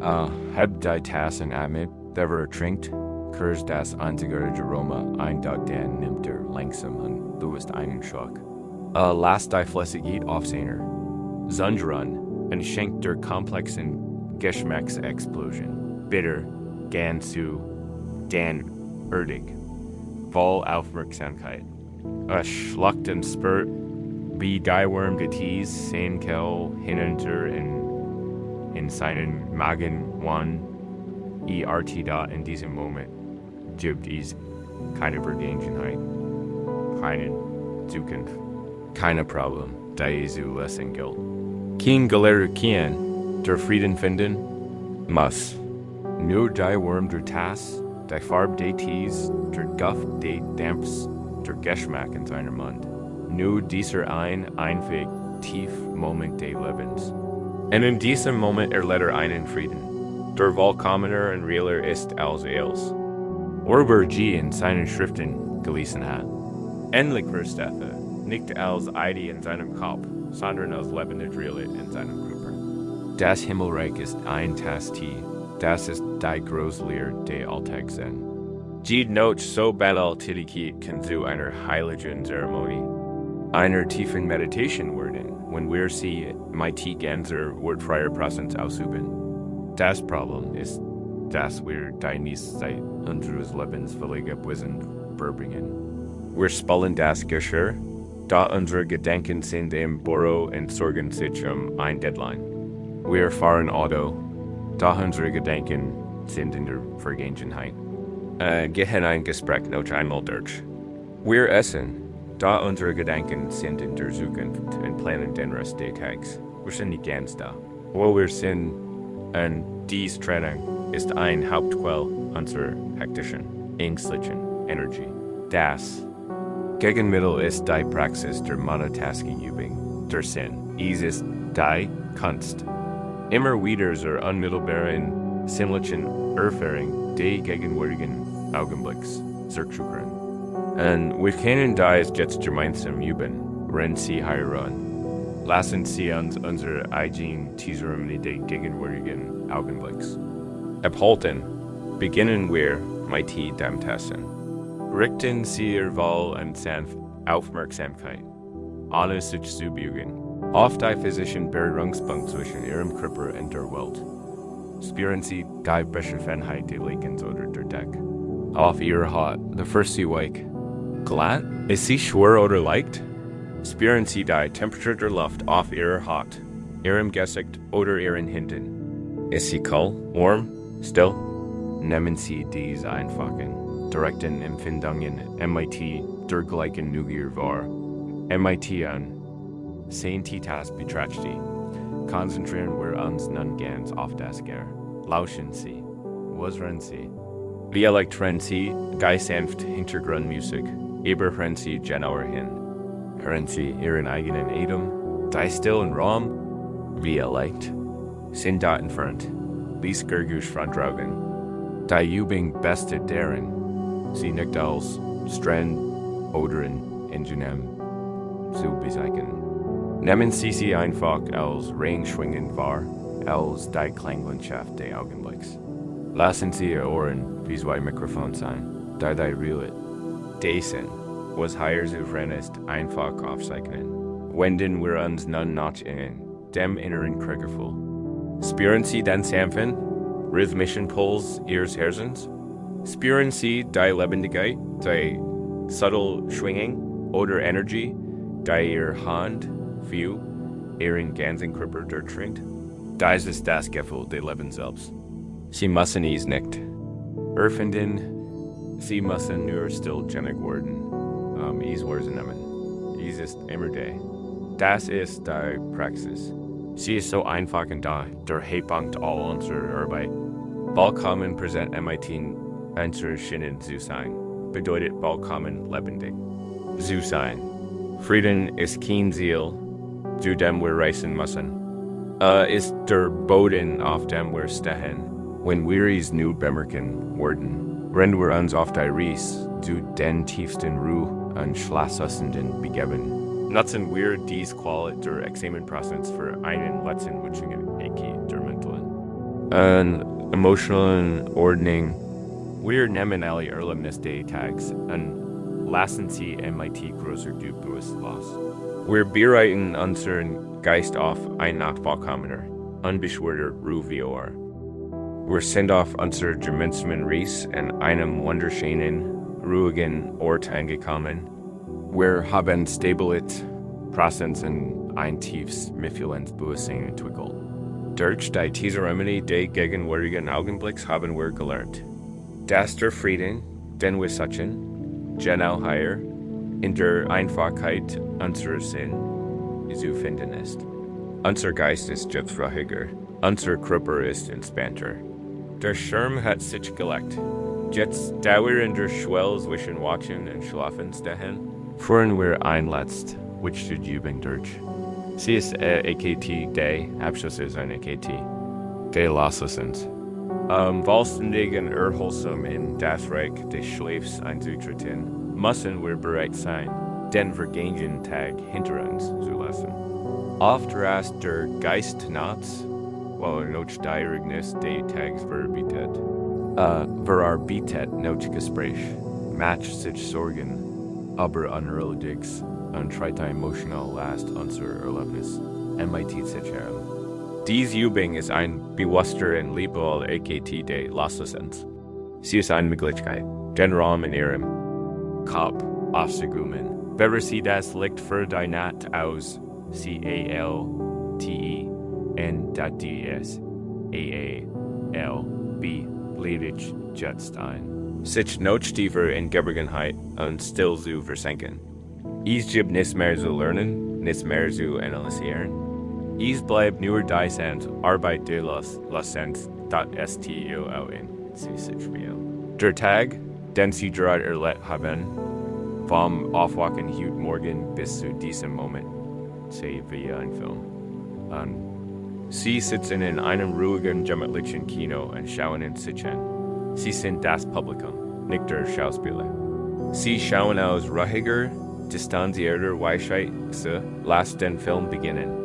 Lass die Schienendiensttags violer deinem Geistigen. Oji ablaufen. Verweil nicht zu lange bei einer Sache. Beobacht einfach den Lauf der Dinge. Den Morgenroutine. Den Mahlzeiten. Die Menschen, die du gesehen hast.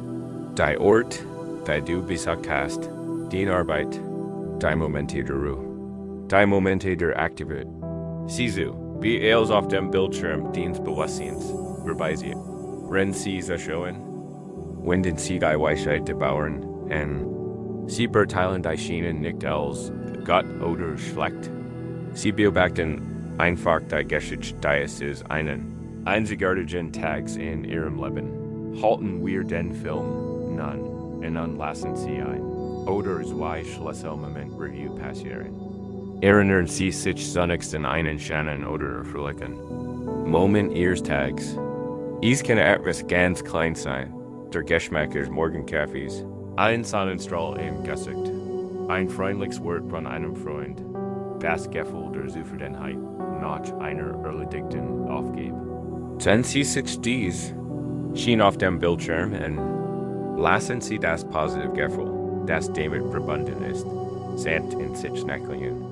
Und dann sagen Sie im stillen Danke für diesen Moment. Und wenn Sie Danke sagen, lassen Sie die Schiene auflösen. Lassen, Sie, lass, wir müssen nicht einmal am Guten festhalten. Wir können es einfach wertschätzen und loslassen. Ihren sie sich als nächstes in einen schwierigen, stressigen oder herausfordernden Moment ihres Tages, ein Moment des Konflikts, ein Gefühl der Frustration, Einsamkeit, in der sie sich ängstlich oder traurig fühlten. Sehen sie sich diesen auf dem Bildschirm und überdenken sie deren. Sie sind der sicher ruhig Beobachter im Publikum. Sie sind der Himmel, der ein stürmisch Wolk beobachtet. Erkennen Sie den Schmerz dieses Moments in den ersten Pfeil? Zeigen Sie Mitgefühl für die Version von Ihnen, die in Wirklichkeit hat. Schon Gott, das war ein schwieriger Moment. Und wenn Sie dieses Mitgefühl zeigen, treffen Sie die bewusste Entscheidung, es loszulassen. Es ist Vergangenheit. Es ist vorbei. Lassen Sie euch diesen sich auflösen und verden. Wir werden nun den ganzen Tag lang einen Kraftvollen, symbolischen Eke der Befreiung erleben. Stellen Sie sich einen schönen Bilder vor. Es kann alles sein, was Sie sich wünschen. Vielleicht ist es ein klein, handfertigt Holzkist mit stabilem Deckel. Vielleicht ist es ein kleines Boot, das im Ufer eines ruhigen Flusses wartet. Oder vielleicht ist es ein großer, bunter Heiluftballon, der am Boden festgebunden ist, dessen Korb leer ist und wartet. Wenn Sie das Bild, das sich für Sie richtig einfällt, und nun fangen Sie in dem Geist als vom vergangenen Tag zu verarbeiten. Sammeln Sie alle Gespräche, die angenehmen wie die schwierigen. Sammeln Sie alle Aufgaben, die Sie erledigt haben, und wie allemal, die für morgen auf Ihrer To-Do-List stehen. Sammeln Sie Ihre Sorgen die Arbeit, die Familie, die Welt. Sammeln Sie alle verbindenden Gefühle von What, Traurigkeit, Schuld oder Angst. Sammeln Sie Ihre Erfolg und Ihr Misserfolg. Sind Sie alles, alle mentalen und emotionalen Inhalt. Daytags, und legen Sie alles behutsam in Ihren Delta. Nehmen Sie sich Zeit. Stellen Sie sicher, dass alles da ist. Jede Sorge, jeder Plan. Den ganzen Tag stellen Sie sich nun vor, wie Sie den Bilder schlägen. Bei einer Kiste stellen Sie sich vor, wie Sie den Riegel schlägen und Geist befriedigen klicken hören. Bei einem Boot stellen Sie sich vor, wie Sie das letzte Seil vom Steg lassen. Bei einem Heiluftballon stellen Sie sich vor, wie Sie die Ankerlein durchschreien, die im Boden heilt. Und jetzt, tief atmen, lassen Sie es los. Beobachten. Sie, wie das kleine Boot von der Strömung, fast wird und langsam flussabwärts treibt. Beobachten Sie, wie es immer kleiner wird und hinter einer Biegung verschwindet. Fortgetragen auf Fluss der Zeit, oder beobachten Sie, wie der nun frei. Heiluftballon lautlos in den Abentemol aufstieg. Beobachten Sie, wie immer höher und weiter davon schwebt und zu einem immer kleineren Punkt beort, bis schließlich ganz aus dem Blickfeld verschwindet. Rennen Sie so sind, wie es vorbegeht, wiederholen Sie still dies. Wort für sich, als rennen Sie ein Tiefwahrheit. Der Tag ist vorbei. Ist vorbei. Sein Arbeit ist getan. Mein Arbeit ist getan. Heute Abend gibt es nichts mehr nutzen, nichts mehr herausfinden. Es ist sicher, lassen. Es ist sicher, sich ausruhen. Spüren Sie die Leichtigkeit in Ihrem eigenen Wesen, die Lied, die unbeschwert. Ruhe, Sie haben den Tag der Vergangenheit zurückgelegt, wo hingert. Ihr Geist ist nun klar, ist offen. Hat die Wahl Erlaubnis erhalten. Sich von der Welt des Tons zu lassen und in eine Welt des Einsseins zu treten. Die Lehren sind nun abgeschlossen, die Arbeit ist getan. Wann nun, und lassen wir uns einfach treiben.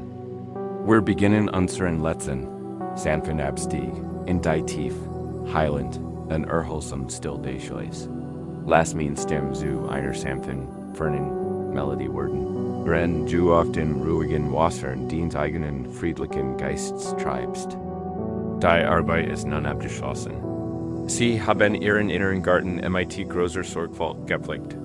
Sie sind durch Geschichten und Parabellen gereist und haben die Weisheit der Jahrhunderte gesammelt. Sie haben den Tag hinter sich gelassen, die Landschaft ist Geist gereinigt und offen, unbeirrt und bereit für ein tief erholsam Ruhe hinterlassen. Von diesem Punkt an gibt es für sie nichts mehr zu tun, den einzig aufgeben, ist dies zuzulassen, dich hinzugeben, dich fallen zu lassen, in die Tiefstill, die auf dich wartet. Means dem Wort dich begleiten, wenn du diesen sanften Abstieg, die sanfte Spiral hinab in den tiefen Frieden des Schlafs beginnst. Wir gehen gemeinsam ein Trepp hinunter. Ein einfacher Countdown von 0 bis 1. Geht soll jeder. Schritt fort dich tiefer in eine völliger Entspannung. Du brauchst nichts zu überschwingen. Lass die Suggestion einfach über dich hinwegspülen. Wie ein warm Sandflut. Die dich Mihilos hinaus in ein ruhiges und friedliches Meer. TRGGT, Zen, Beginn des Abstiegs. Ein Senfwell, der Entspannung durchströmt ihren ganzen Körper, von ihrem Kopf bis in die Zehenspitzen. MIT-Sem ersten Schritt nach unten geben sie ihrem Körper die Erlaubnis, völlig loszulassen. Spüren sie, wie ihr Gesamtkräftigkeit immer tiefer in die weich stutzen Oberfläche unter ihnen sinkt. Sinken, loslassen. So schwer, so in GNHM.NEUN. Der zweite Schritt nach unten. Lass den Gedanken nun sanfter werden. Distanzierte. Wenn Gedanken auftauchen, siehst du sie als schwach, fern Echos in einem entfernten Raum. Sie haben keine Energie, keine Bedeutung. Du interessierst dich mehr für das Gefühl der Ruhe als für den Inhalt eines Gedankens. Den Geist wird weicher, entspannt sich. Wordstill.ACHT. Ein weiterer Schritt nach unten. Hinein in ein Gefühl sanften, angenehmen Treibens. Wie ein einzeln Weichfeder, die in einer sanften Brei schwett, oder ein kleines Boot, das auf einem vollkommen ruhigen, warmen See dahintreibt. Ein Gefühl des mahelosen Schwebens, an Treibens, schwerelos und frei. Es gibt nichts, woran man sich festhalten und nichts, das einen festhält. Nur ein sanftes, friedliches TREIBEN.7. Ihre Muskel in ihrem Körper, Elgist nun die letzten, winzigen, verborgenen Spannungsrast von den kleinen Muskeln in ihrem Gesicht und Kiefer, bis hin zu den großen Muskeln in ihrem Rücken und ihren Beinen, findet ein tiefes und tiefgreifendes Loslassen statt. Jede Faser, jede Zelle wird von einer Well tiefer, welche in der Entspannung durchflutet. Ihr Körper wird völlig schlaf, völlig locker, völlig entspannend und siches, wenn du tiefer tauchst. Wirst du in einen Raum vollkommenen Friedens und absoluter Sicherheit gedacht. Ein warmes Schattenslicht umgibt dich. Nichts kann dich heilstellen. Dies ist dein Aufwachser, dein innerer Hafen der Ruhe. Du bist sicher. Du wirst gehalten. Du bist in Frieden. Alles ist Gott. 5. Auf halbem Weg. Ein sanfter Wendepunkt. Du überschreitest die weich, neblige Schwelle, die das Wachsein von der Welt der Traum tritt. Dein Bewusstsein wird diffuser, traumlicher. Du lässt den klaren, scharfen Fokus des Tags los und erlaubst dir in einen weicheren, fliegenderen, seichten Übersuchen. Fire. Dein Atem ist jetzt so leise, so sanft und flach. Der automatische Rhythmus des Schlafs. Du nimmst den Kalm wahr, atmet dich. Ein sanftes, sanft senken. Dieser Rhythmus ist das Wiegenlied deines eigenen Körpers, das dich sanft, in den Schlaf ing zu dir, so tief jetzt, so friedlich. Dein Bewusstsein ist sanft und offen, empfänglich für den sanften Fluss der Bilder, Farben und Muster, die hinter deinen Augen vorbeisehen. Bewogen, die Bend Himmel vorbeisehen. Du musst sie nicht festhalten oder verstehen. Lass sie einfach treiben und fließen. Dich tiefer tragen, tiefer, ZWE, fast geschafft. So nah im Ufer des tiefen, erholsamen Schlafs. Nur noch ein letzter Schritt. Du bist bereit, willig loszulassen. Bereit, dich dem großen, stillen Mysterium des Schlafs hinzugeben? Du spürst, wie dich ruft, ein tiefer Frieden, ein Samtin, die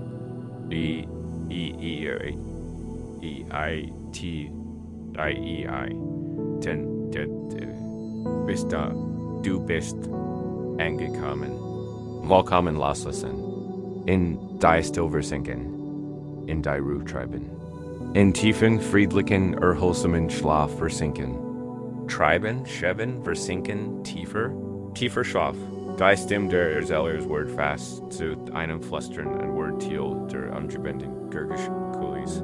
Renn sie treiben, renn sie schweben, renn sie in diesen tiefen Frieden. Versinken.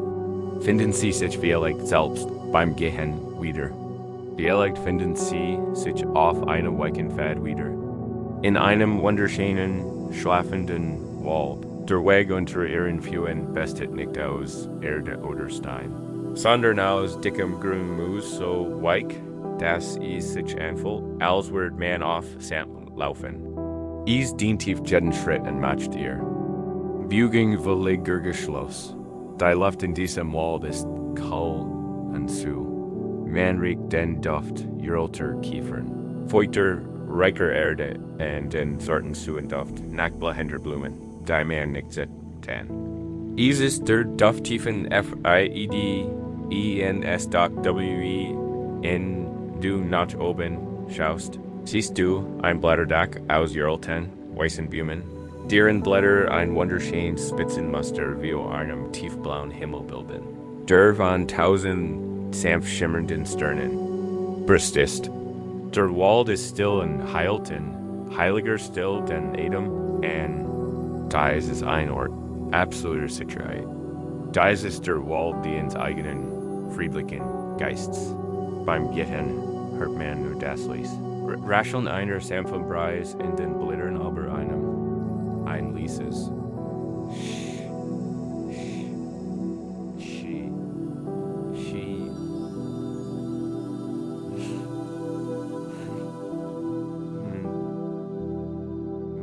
An Vielleicht in weiter Fern, den Lesen, fragenden, Ruff einer einzelnen Jule, dies Gergusch verstricken die tief, nur noch, auf dem du dich befindest, Luststätten samtem, silbergem Licht und wiest dir den Weg, du folgst ihm, und bald pfeffner sitzt du einer versteckten Lichtung. Und genau mit dieser Lichtung befindet sich der perfektes Ruheplatz, den du gegessen hast.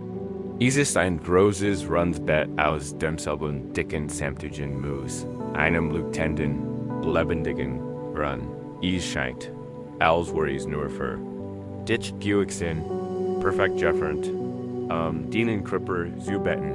Du gehst darauf zu und legst dich hin. Es ist ein Gefühl tiefen Trostes, von der jüllten, liebevollen Erde umschlossen und getragen zu werden. Das Moos fühlt sich kalt und weich auf deiner Haut, und schenkt die letzten Spuren von anspännigen Muddige aus Kripper und Geist zu erwehren. Wenn du hier liegst, eingebett in Herzen des Walds, beginnt ein wunderschönes Licht. Durch die Blätter zu scheinen. Es ist das sanft silberige Licht des Morgens. Es ist kein grelles Licht, sondern ein sanfter, fließender Frieden, ein beruhigender Balsam. Spür dieses sanft silbrig Mondlicht, wie es deinen Körper umhält. Spür es auf deiner Stirn, deinen Wangen, deiner Brust. Dieses Licht ist purer Frieden. Es drinkt bis in den Zellen und ältest Ales, außer Ruhhof, und dann nimmst du ein weiteres Gurgusch wahr. Es ist das Gurgusch eines kleinen, klaren Batches. Der sanft, aber der glatten Stein in der Nähe, plätschert und flieht. Es ist ein zeitloses Schlaflied, ein sanft bestendiges Lied des Loslassens. Lausch dem Wasser, das Fleet, Eels may teach trite, an nur Frieden hinterlist, der Wald heilt ditch, das Moos we ditch, das Mannlich, beruhigt ditch, der Batch sinkt dir zu, higher Gibbies nits for ditch zu tun, Garnets, Auser Ru, Schaf, der Schlafend Wald, ist din eigener tiefer, stiller Geist, Ru ditch higher jetstaus, Ru, Schlaf, tief, Schlaf, Diestem de Erzellers verstumpt vollständig, und zurück bleibt nur die sanft. Atmosphärisch Gurgisch Kulis, wie jetzt MIT, dem subtlen Klang ein sanften Batches, das wahrscheinlich gemischt. Dieser rein Musikabschnitt sollt ein Weil dauern, bever der nächste Abschnitt beginnt. Wenn du noch so ist das völlig in Ordnung. Last den Wald sich jetzt auflösen. Last den Weg, die Boom, das Moos, Els, sanft, Rischwinden, Last alle Bilder Rischwinden. Wir gehen an einen Ort, der noch tiefer ist. Einen Ort jenseits der Form, jenseits des Denkens. Stellen Sie sich einen Teig vor. Einen riesigen, endlosen Teig MIT, warmem, dunklem, friedlichem Wasser. Dies ist der Teig des reinen Bewusstseins, der Teig des Nichtwissens. Hat keinen Anfang und kein End. Ist völlig still, völlig stumm. Dies ist die Quelle. Aus der Sie gekommen sind und der Ort der Ruhe. Zu dem Sie nun zurückkehren wollten, dort der letzte Schritt auf dieser Reise ist das tiefst Loslassen. Es ist die Hingab aller die NG dort las, sonst das Gefühl deines Körpers los. Lass die Grenzen deiner physischen Form, der Grenz ist zwischen dir und der Welt, sich auflösen. Lass sie im warmen, dunklen Wasser des Pools verschmelzen. Es gibt keinen Körper mehr. Es gibt nur ein Gefühl von Wurm und Präsenz. Ohne Form, ohne GRE, NZE dot last jetzt den Gedanken los. Sollte ein Gedank auftauchen, beobacht, wie sich sofort auflöst. Sobald die Oberfläche des Beckens berührt, wie ein einzelner zart Schneeflock, die auf warmem Wasser landet. Hinterlässt keine Spuren, keine Wellen. Nur still, BLEIBT dot und jetzt die tiefste Irrgsan. Lass den Namen los. Den Namen hat higher. In diesem formlosen Frieden, keine Bedeutung. Lass ihn sich auflösen. Lass den Geschichte los. All den Erinnerungen aus der Vergangenheit. All den Plänen für die Zukunft. Lass sie alle sich auflösen. Lass all die. Rollen los, die du spielst. All das, was du glaubst zu sein. Lass sie alle in der großen, warmen, dunklen, still den schmelzen. Und jetzt gibt es nur den Pool, es gibt kein Du, das im Wasser treibt. Es gibt nur das Wasser selbst. Es gibt nur das Bewusstsein, nur den Frieden. Nur die still dort, sie kehren einfach zu ihrer eigenen, wahren Natur zurück. So der reinen, Bewusstsein, Präsenz. Die wir beginnen ihre Geschichte existieren in die notschlangen Naturment, bestehen BLEIBT, nur das Frieden. Auflösung, loslassen, tief ausruhen.